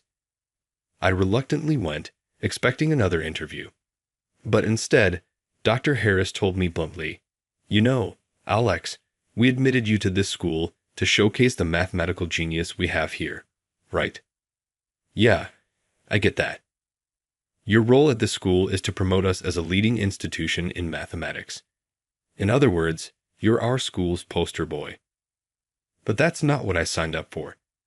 The deal was that I just had to win the math competition. What are you talking about? It doesn't end with just winning the competition. Lately, you've been turning down interviews and skipping the social events, haven't you? That's because I asked them to stop invading my privacy. Enough. If this continues, we'll revoke your tuition waiver. If you want to stay at the school, you'll have to pay the same tuition as the other students. That's a problem. We can't afford that kind of money. Since we were never wealthy, there was no way my family could pay the private school's tuition. In the end, I had to drop out. With no motivation left, I didn't enroll in any other high school and just worked part-time jobs, which is why I only have a middle school education. Back in the meeting room, someone quickly checked the calculations on a computer. A surprised voice announced, "These numbers are correct." "It seems the janitor's calculations were accurate," said David, a client, letting out a heavy sigh. Jan, furious, snapped, "So what if the calculations are right? What you did is still obstruction. Remember that, you piece of trash." I fixed John with a steely gaze and replied, "Yes, I understand. I'm not here to show off my math skills. I'm here because I couldn't stand to see Emily being unfairly blamed. Isn't it a manager's job to protect their team? Instead, you shifted the blame onto her to save yourself. That's why I felt compelled to speak up." "What? Yes, I'm just a janitor, but I take pride in my work. I believe everyone here does too. But there's nothing more humiliating than having that pride trampled by your own superior." I found myself reflecting on my past, the bitterness of having my future crushed by the selfish pressures of those in power. My fists clenched tightly with the memory of that frustration. It was David who broke the tense silence. "Indeed, he's right, John. I'm sorry, but we'll have to continue this discussion another time." With that, David declared the meeting over and stood up to leave. The room buzzed with murmurs. Jan was apologizing repeatedly to David, trying to make amends. I watched this unfold, feeling detached, until Emily walked over, took my hand, and said, "Thank you, Alex. You were amazing." Her words made my face flush red, but before I could respond, another person suddenly grabbed my hand, startling me. "Wow, you're incredible. I could tell you were no ordinary guy just by watching you do those calculations earlier. I've never met a math competition winner in person before. You really are a genius." The excited man was one of the clients who had been serious during the meeting. I was caught off guard by his enthusiasm, but realized who he was, feeling embarrassed. I reluctantly agreed to take a photo with him on his phone. What just happened? As exhaustion washed over me, Emily, her cheeks flushed, said, "I'd like to thank you for today. Are you free tonight?" That evening, Emily took me to a stylish bar with a stunning view of the city lights. Feeling completely out of place, I was nervous, which made Emily laugh. We were seated at a cozy two-person sofa by the window, and I was mesmerized by the dazzling night view. Emily smiled warmly at me, her beauty making my heart race even more. "Since we're in such a lovely setting, let's order drinks that suit the atmosphere," she said, choosing a cocktail for me. I ended up with a martini, while Emily ordered a Manhattan. As we slowly sipped our delicious cocktails and enjoyed the view, Emily began to speak. "You know, I used to dislike you, Alex." "What?" Emily chuckled mischievously and continued, her gaze growing distant. Emily came from a well-known family and was raised as a model student with excellent grades and impeccable manners. She had an older brother and sister, both of whom graduated from prestigious universities. Her brother worked for a listed company, and her sister was stationed abroad with a multinational corporation. Growing up in such a family, she was under constant pressure to excel academically and maintain her reputation. While she struggled to stay at the top, she couldn't help but envy and resent me for being naturally gifted and able to maintain a scholarship without any apparent effort. One day, something happened that made her dislike me even more. That day, Emily couldn't finish a math assignment during class, so she stayed behind after school to work on it alone in the classroom. That's when I approached her and offered, "Need some help," in what she perceived as a condescending tone, which made her so angry that she ignored me. "Wait, that scene isn't that when I tried to talk to you and you ignored me? Was it really because of that? Did I really come off as arrogant?" But soon after, when I dropped out of school, Emily realized something important. Everyone carries wounds that others can't see. And then, slowly, she continued, "Even though you had your own pain, Alex, I only saw what was on the surface. After you left, I realized I had admired you all along, but by then, it was too late, and I never saw you again." Hearing Emily's unexpected confession from years ago, I decided to be honest about my own feelings. I've always liked you, Emily, back then and of course, even now. I'd admired how hard you worked, and I still do. Emily's eyes widened as she stared at me, her words coming out in a fluster. "I don't like you at all, Alex. Not even a little. You're just someone who's a bit better at math than others and has a big brain. And what's with you being so tall? What did you eat to grow that much? And don't think you can get away with being good-looking just because some of the women at work are fawning over you. Doesn't mean you should get all smug. I hate how you're so nice to everyone. You should only talk to me, not other people. I hate you, Alex. I really do." As she rambled on about all the things she supposedly hated about me, her eyes started to well up with tears. "Oh man, this is way too cute," I couldn't help but say aloud. "Hey, it sounds like you really like me, doesn't it?"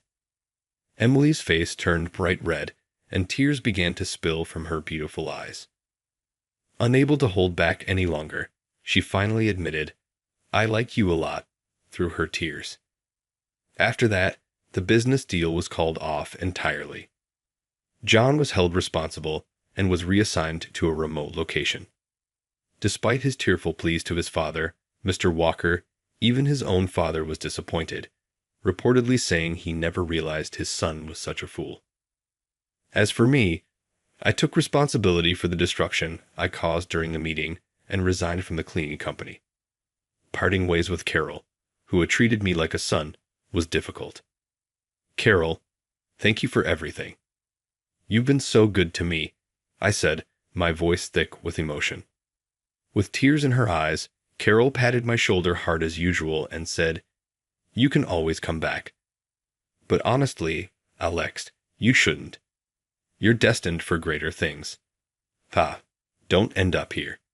Go out there and make the most of your talents."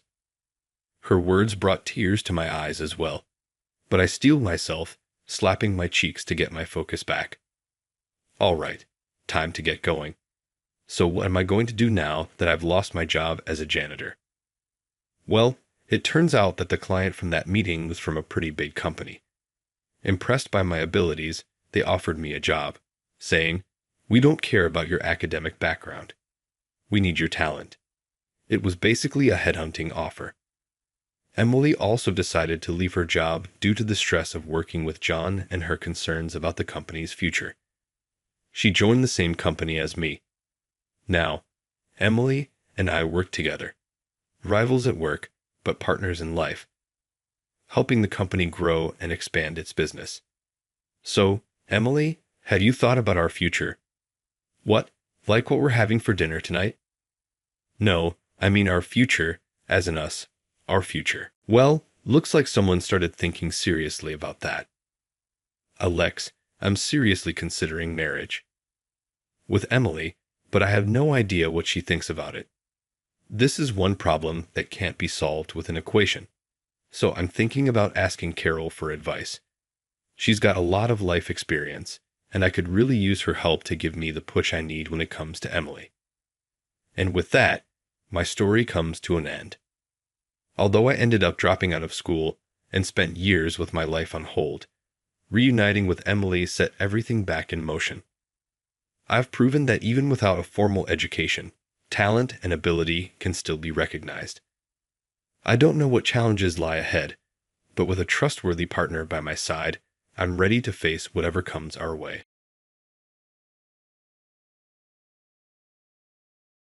The hospital is forced to notify the police about you. Leave right away if you don't want it, and I'll overlook this. The hospital director essentially dismissed me after falsely accusing me of a crime I didn't commit because I challenged his son, my coworker, about his misbehavior. How pitiful to be dismissed. However, that is the result of sticking your nose in the wrong place. Take this as a lesson. You are worthless and should know your position going forward. As I was leaving the hospital, his kid told me that. Nobody could have predicted that this episode would lead to a serious one that would rock the institution to its foundations. I'm Ryan James, and I work at a university hospital as a surgeon. After seeing a patient's condition during surgery, I've been a doctor for nearly 10 years, and I've noticed even the smallest alterations since I can never forget it. I've never caused any complications as a result, and a hospital claims that my success record is the highest in its history. However, not everyone in my immediate vicinity valued my presence. Among them was fellow surgeon Shan Adams. He is my age, talented, and well-liked by both patients and staff. However, few people are aware of his actual character. Ryan, could you cover my afternoon shift?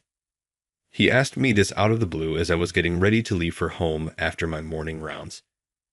His patients would become confused if he made a last-minute switch. I asked him why, wondering if he had an urgent matter to attend to, but he scowled. Is it really that important? Why don't you just cover for me? Wait, hold on a second. Sean didn't say anything more before heading home before I could receive an explanation.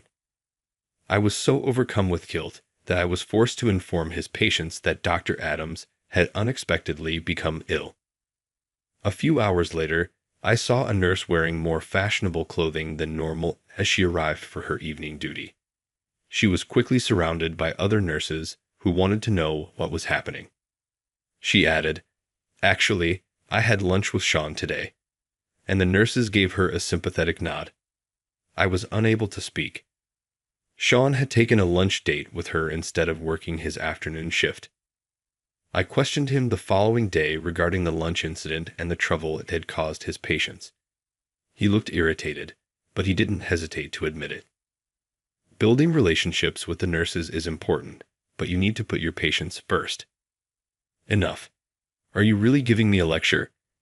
I'm the director's son, in case you forgot. He was the only son of the hospital director, but so what? He didn't have the authority to disregard his patients because he wasn't the director himself. I know that, but that's precisely why you should put your patients' needs ahead of your own. Don't be too arrogant. You're not the director. I'm just expressing what any doctor should say. Before I could finish, Sean muttered to himself, "This is such a hassle," and left the room. I was called into the director's office later that day. A stack of papers was thrust at me by Dr. Adams. "We found evidence that you've been embezzling money from the hospital." I was shocked at the charge. Naturally, I had never engaged in such behavior, and I was unaware that embezzlement was even a problem. There must be a mistake here. I don't recall ever doing anything like that. Don't act foolish. We have all the proof we require. We looked into it thoroughly because I've heard you're not happy with the hospital's policies. Are you unhappy? I've never. You questioned the future director, Sean, didn't you? At last, it made sense. To get rid of me, Sean had gone to his father. The hospital is forced to report you to the police, which is regrettable. Leave right away if you don't want it, and I'll overlook this. I knew better than to believe him when he said he would overlook it. He would be in more trouble if the police looked into it and found the fake proof. This was his method of subtly evicting me while pretending to be kind. Although that might pose issues for the patients, I wouldn't mind involving the police. More significantly, even if I were to survive this, it would probably happen again. Cutting all connections is preferable. I made the decision to leave the hospital in light of that. Sean was standing in the director's office as I left. With a smug smirk, he gave me a shoulder pat. How pitiful to be dismissed. But when you try to get in my way, that's what happens. Take this as a reminder to recognize where you belong going forward. You are nothing at all.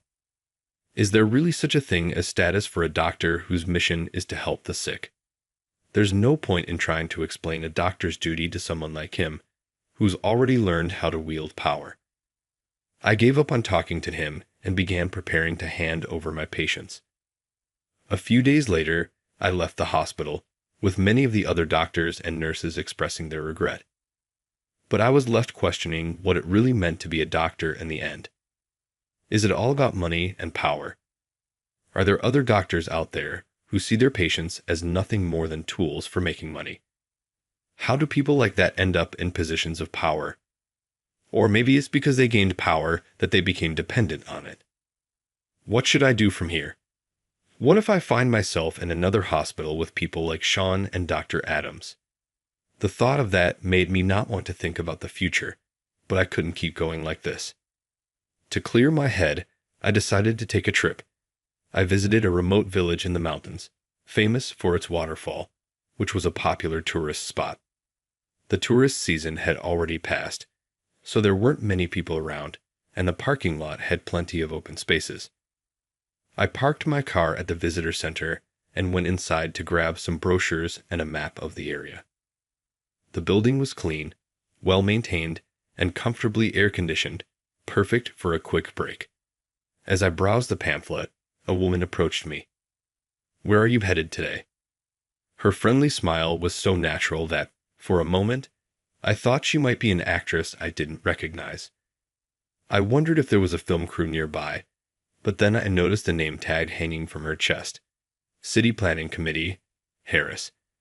It seemed she was a staff member here. Oh, I was thinking of seeing the waterfall and the cave. I see. Are you driving? Yes, I am. In that case, if you take this route, there's a free parking lot you can use. It had been a while since I'd spoken with a woman outside of my patients and the nurses, and I found myself oddly nervous. It was probably because she was so beautiful. Anyone who came to this visitor center would surely be surprised by her presence. After getting directions, I set off to see the waterfall. Luckily, there was no one else around, and the cool breeze and mist from the waterfall gave me a much-needed sense of calm and refreshment. Before heading to my lodging, I decided to stop by the visitor center again to thank her. Maybe I just wanted someone to share how beautiful the place was with. I parked in the same spot and went inside, but the atmosphere inside had completely changed from just a few hours earlier. "Sarah, what happened?" "She might be having a panic attack. Someone get a plastic bag." It seemed like someone had fallen ill. I couldn't help but move closer, my instincts as a doctor kicking in. "Excuse me, is everything okay? What happened?" "Who are you?" "I'm just a tourist, but I'm a licensed physician." "What? Then please, come quickly." My words caused those around me to push me toward the center of the commotion. The person struggling to breathe was none other than a woman with a beautiful smile. She had suddenly collapsed, writhing in pain. I checked her pulse, noting that she was unable to speak. "We need to act quickly. This could be dangerous. Is there a hospital nearby?" "There's a clinic." "That'll do. I'll take her there. Please call the clinic and inform them. Also, if anyone witnessed what happened, I'd appreciate it if they could come with us." Handling emergencies was part of my daily routine, so even after all this time, I remained calm. As I drove, I learned that she had a chronic condition, which was why she lived in this quiet, clean-air village, avoiding more urban areas. We arrived at the clinic with a sign that read Miller Clinic, and I spoke with Dr. Miller, the director. Together, we immediately began treating her. Fortunately, the clinic was well equipped for a small facility, and her condition soon stabilized. I must say, I'm impressed by your quick thinking and prompt action. You mentioned you're a licensed doctor, but where are you practicing now? The older doctor, his hair graying, gave me a warm smile. After I explained that I had recently left my position, Dr. Miller looked at me closely. "Wait a minute. Aren't you, Ryan? Do you know me? Of course. I've attended conferences where you've spoken, and I've read your papers. I never imagined I'd meet someone so well-known like you. I'm flattered. I bowed my head. Then Dr. Miller asked if I had a family. When I told him I was unmarried, he made an unexpected offer. He invited me to work at the clinic. I could hardly contain my excitement. I had always thought about working at a clinic rather than a large hospital someday. The opportunity to work in such a beautiful place was more than I could have ever hoped for. I quickly accepted his offer, and Dr. Miller promised to arrange a place for me to live. Just then, the door to the clinic burst open. Dr. Miller, how's Sarah? Ah, Anthony, she's fine now, thanks to this young man who happened to be here. Dr. Miller introduced me to the man. He was Sarah's father, Anthony Harris, the village mayor. I can't thank you enough for saving my daughter. I'm just glad I was there at the right time. Anthony shook my hand firmly and began telling me about his daughter, Sarah. She had been suffering from a serious illness since childhood, and unfortunately, there was still no cure. The only thing that could be done was to manage her symptoms. Since large hospitals hadn't been able to help, the family decided she should at least live in a stress-free environment, which was why she had returned to the village where she was born and raised. The clinic's advanced equipment had been purchased by Anthony specifically for Sarah's care, to ensure they could act swiftly if needed. I was touched by how much she was loved. I checked in with Sarah, asking if she still felt unwell, and decided it would be best for her to stay at the clinic overnight for observation. Thank you so much for everything, Anthony said again. No, I should be the one thanking you. The waterfall was beautiful. It really helped me find some peace. I'm glad to hear that. Sarah, have you considered undergoing tests at a larger hospital? Your father mentioned that your last major examination was 5 years ago. There's a chance your condition may have worsened, and there might be newer treatments available now that could help. No, I'm fine, Sarah responded weakly, shaking her head. I don't want my father to spend any more money on me. If this illness can't be cured, there's no point in extending my life and becoming a burden to him. Please don't say that. Your father wants you to live. But it's painful knowing I can't live much longer. How is that fair to anyone? Sarah, even if your time is short, I believe you deserve to be happy. That's why we all want you to live as long as possible. Happiness, that's something I'll never have. There's no rule that says you can't be happy just because you're sick. You should live, even if just one more day, to see beautiful things, eat delicious food, and experience moments that move your heart. That's what your father and everyone else wants for you. You should live to find that happiness. A silence settled between us. Not wanting to push her too hard, I quickly added, I'm sorry if I came off as pushy. No, it's just, no one has ever told me I should live. I always felt like people were avoiding saying something as direct as, live. Some people might feel it's bad luck to say it out loud, but as a doctor, I can say it. I want you to live. I'll do everything I can to help make that happen. Thank you, Sarah smiled at me. It was a different smile from the first time we met, still tinged with sadness, but it didn't feel hopeless. After that, I began researching Sarah's illness. It was a rare disease that I had only heard of in passing, and due to its rarity, there hadn't been much exploration into effective treatments. I found a few cases from overseas, but the information was scarce, making it a challenging task. After settling into the village, I spent my days off contacting fellow doctors and mentors, gathering any information I could. By giving her medication that helped ease her symptoms and increasing her checkups, we were able to prevent her from having any more sudden attacks. She used to struggle with shortness of breath every 2 to 3 months, but the frequency had noticeably decreased. As a thank you for my help, Sarah began showing me around scenic spots that were either popular tourist attractions or known only to locals. As expected from someone who worked at the visitor center, Her explanations were clear and engaging. It's been so long since I've gone out like this and enjoyed myself without pushing my limits. I'm really grateful to you, Dr. James. See? There are good things about being alive, aren't there? Yes, truly. As I gazed out at the distant sea from the observation deck, I suddenly felt a pair of eyes on me. Sarah was looking at me. Is something wrong? Huh. Oh no, it's nothing. Sarah blushed and looked away. I touched my face, wondering if something was on it, but couldn't figure it out. Her illness hadn't been cured, but as her heart grew stronger, her smiles became even brighter.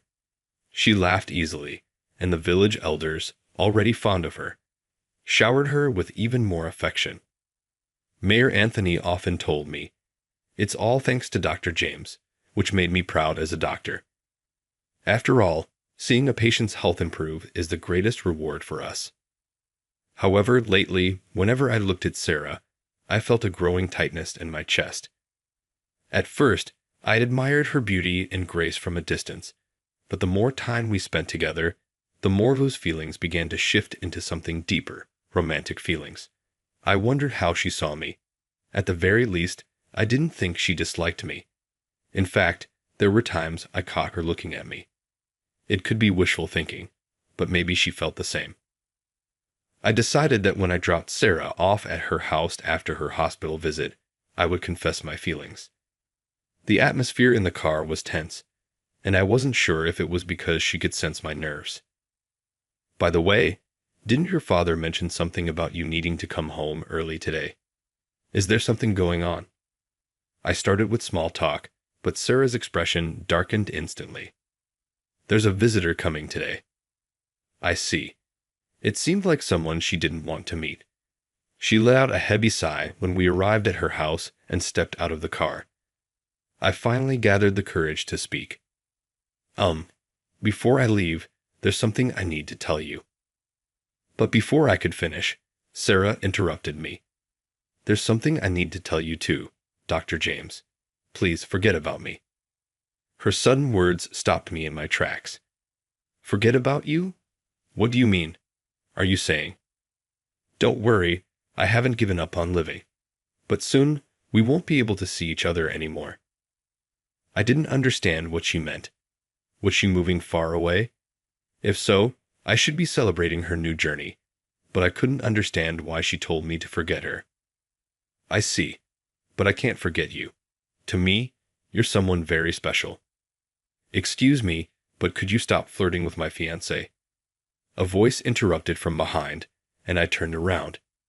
Both I and the speaker were equally shocked to see each other. Wait, Ryan? Shan? Dr. Adams. Standing there were the very people who had forced me out of my last job, the father and son duo from the hospital. What are you doing here? I should be asking you the same. To think it's you who's been making advances on Sarah. There was that word, fiancé. Could it be? Sarah is my fiancé. Now that you know, why don't you make yourself scarce? Sarah, engaged to Sean. The shock of hearing those words hit me so hard that I couldn't muster a response. With no other option, I left just as he demanded. The next day, Sean deliberately came by during my work hours. So, this is where you've ended up working? At this rundown clinic? How far do you fallen? I wanted to say, whose fault do you think that is? But more than that, I was furious at how he mocked the clinic. This clinic is an important place for the people of this village. Is that so? Well, it won't be around much longer. Maybe a year at most. What do you mean by that? Sean smirked as he replied, Once I marry Sarah, I'll own most of the land in this village. Since I'll be the son-in-law of the mayor, I'm planning to build a large resort hotel here. These old, run-down buildings will be demolished in no time. What? And by the way, were you really thinking of making a move on Sarah yesterday? Do you honestly believe you're good enough for her? His words made me recall something. I didn't know how long Sarah had been his fiancée, but back when I worked at the hospital, Sean frequently went on dates with other women. What was that all about then, Sean? Weren't you often seen with multiple women before? Oh, that? Yeah, I still have plenty of women back home. I couldn't believe how proudly he was saying this. You have other women? What about Sarah? You're supposed to be marrying her. Sarah? She's just a rural girl. I'm only marrying her for the land rights.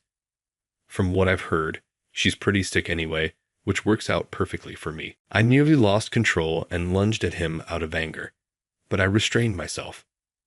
If I hit him now, I'd only cause trouble for Dr. Miller, who had been looking out for me, and I'd lose the trust of the villagers.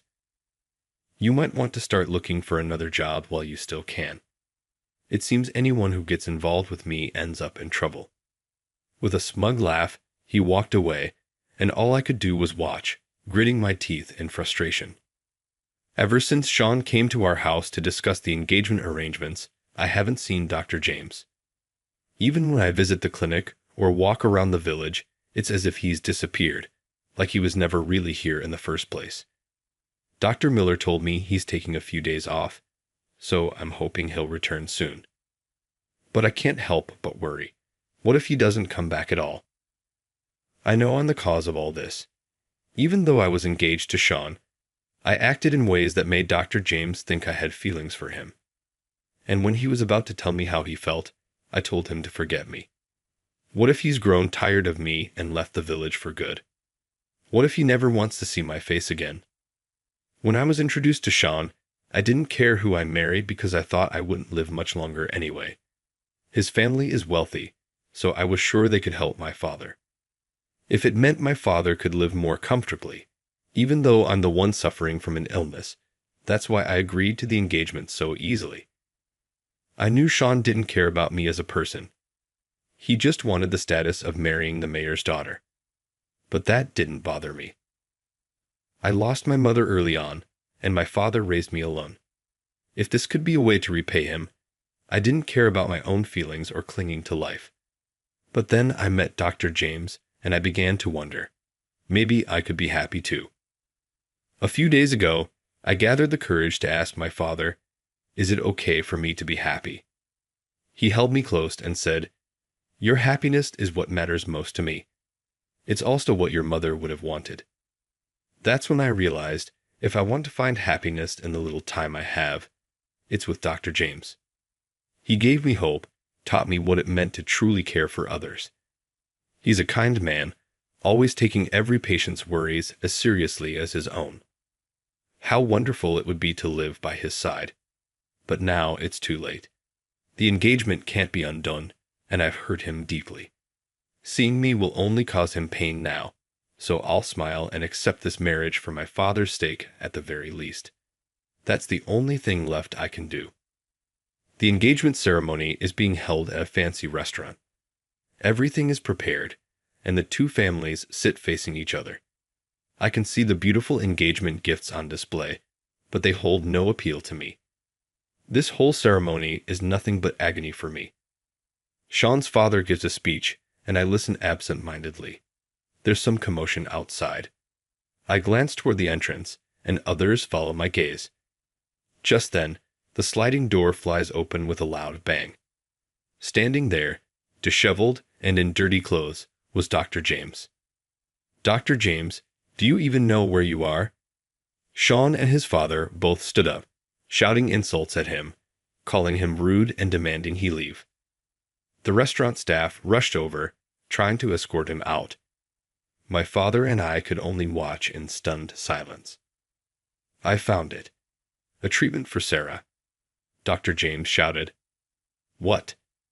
"There's a doctor in Germany who successfully treated a patient with the same condition just last month. A treatment that was never available before." "That can't be." So I went to meet that doctor and talk to them. Did Dr. James really go to Germany for me? "We can treat this, Sarah. What do you want to do?" I stood up and shouted back at him. I want to be treated." "Ryan, what are you talking about?" Sean's grip tightened on my arm. "Just because there's a success case in Germany doesn't mean anything. Are you going to take her there? the cost would be astronomical. No, I'll do it as soon as I said that. Sean and his father burst into mocking laughter. Just because you heard about it? Impossible. Don't make such ridiculous claims. Don't get ahead of yourself. What could a small-town doctor possibly achieve? Don't tell me you still believe that nonsense about being a genius surgeon back at the hospital. There was a time when my high surgical success rate earned me the nickname Genius Surgeon at the hospital. But I had never let that nickname get to my head. I'm not arrogant. I made my decision based on my skills and experience. I trust my own abilities. Now, all that matters is whether Sarah and Anthony trust me. I trust you, Anthony said firmly.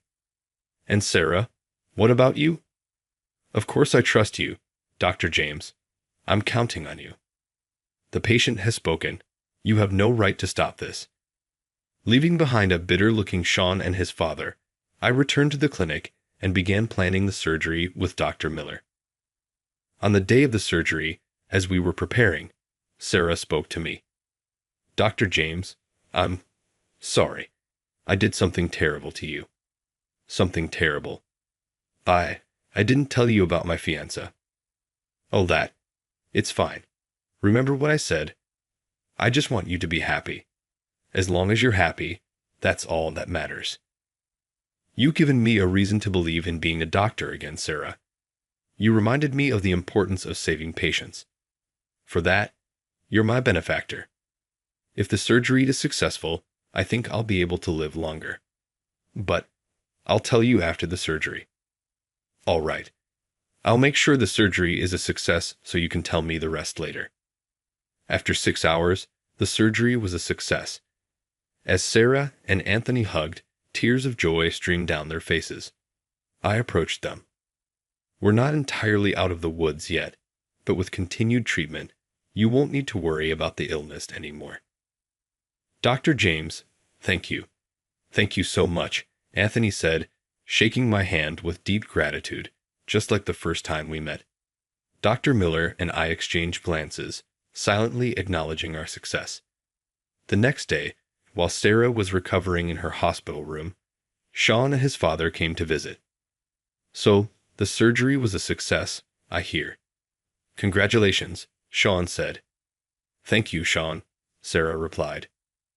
Do you think you'll still make it to the engagement ceremony, even though it's been delayed by 2 weeks? At this, Sarah shook her head. No, I won't be marrying Sean. What? I want to live my life with Dr. James, who saved both my body and my heart. Sarah looked directly at me as she said this. Was she really choosing me? Oh, come on. What are you talking about?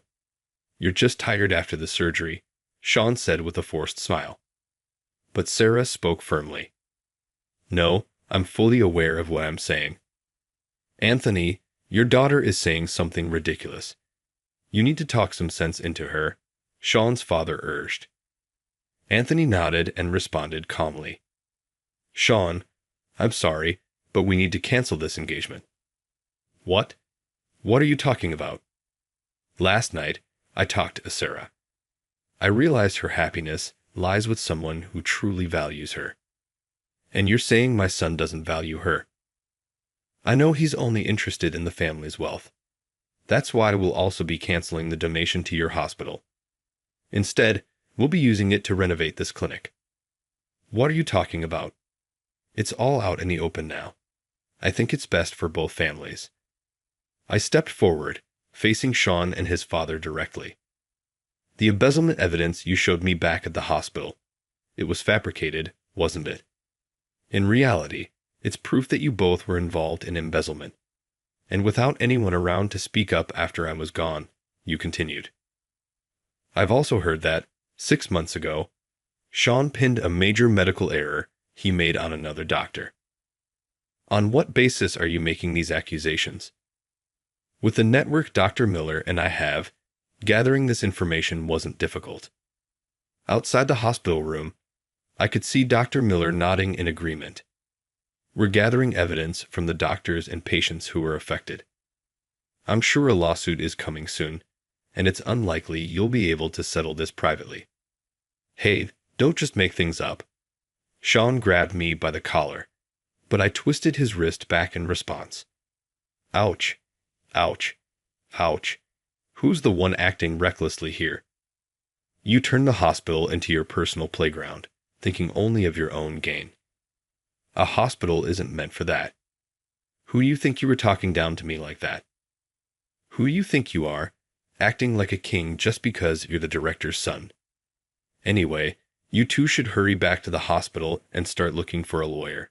You'll need one soon enough. Sean and his father exchanged glances before hurriedly leaving the clinic. Dr. Miller and Anthony, sensing it was time, also stepped out of the room, leaving Sarah and me alone, looking at each other. Sarah, are you really sure about this? About? Me? I don't want anyone but you, Dr. James. And is it really okay for you? Do you want to be with me? I don't want anyone but you, Sarah. We both smiled at each other. I apologized for going to Germany without telling her, and she apologized again for keeping her engagement a secret. Then we talked about our future together. The way Sarah's eyes lit up when she spoke about what was ahead made her look even more beautiful. 2 weeks later, even more evidence of the Adams family's wrongdoing surfaced.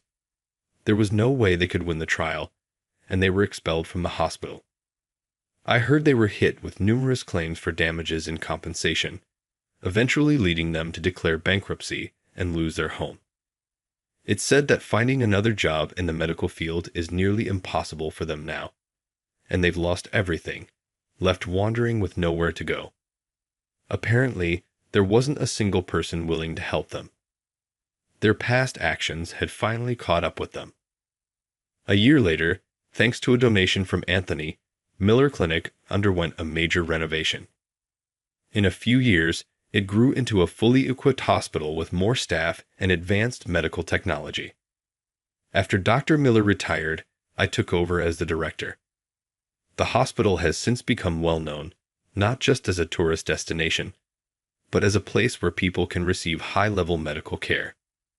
By that time, Sarah and I had gotten married. With her illness cured, Sarah now works part-time at the visitor center during the day and helps with administrative work at the hospital in the evenings. I keep reminding her not to overwork herself, but she's so excited to be able to move freely again that she can't help it. Seeing her so full of life motivates me to work even harder. I believe that being a doctor means helping patients carve out a future and giving them hope. No matter how dire the situation may seem, as long as you don't give up, dreams can come true. To make as many of those dreams come true as possible, I constantly encourage the hospital staff to stay humble and always put the patients first. I firmly believe that this mindset is essential for everyone's happiness.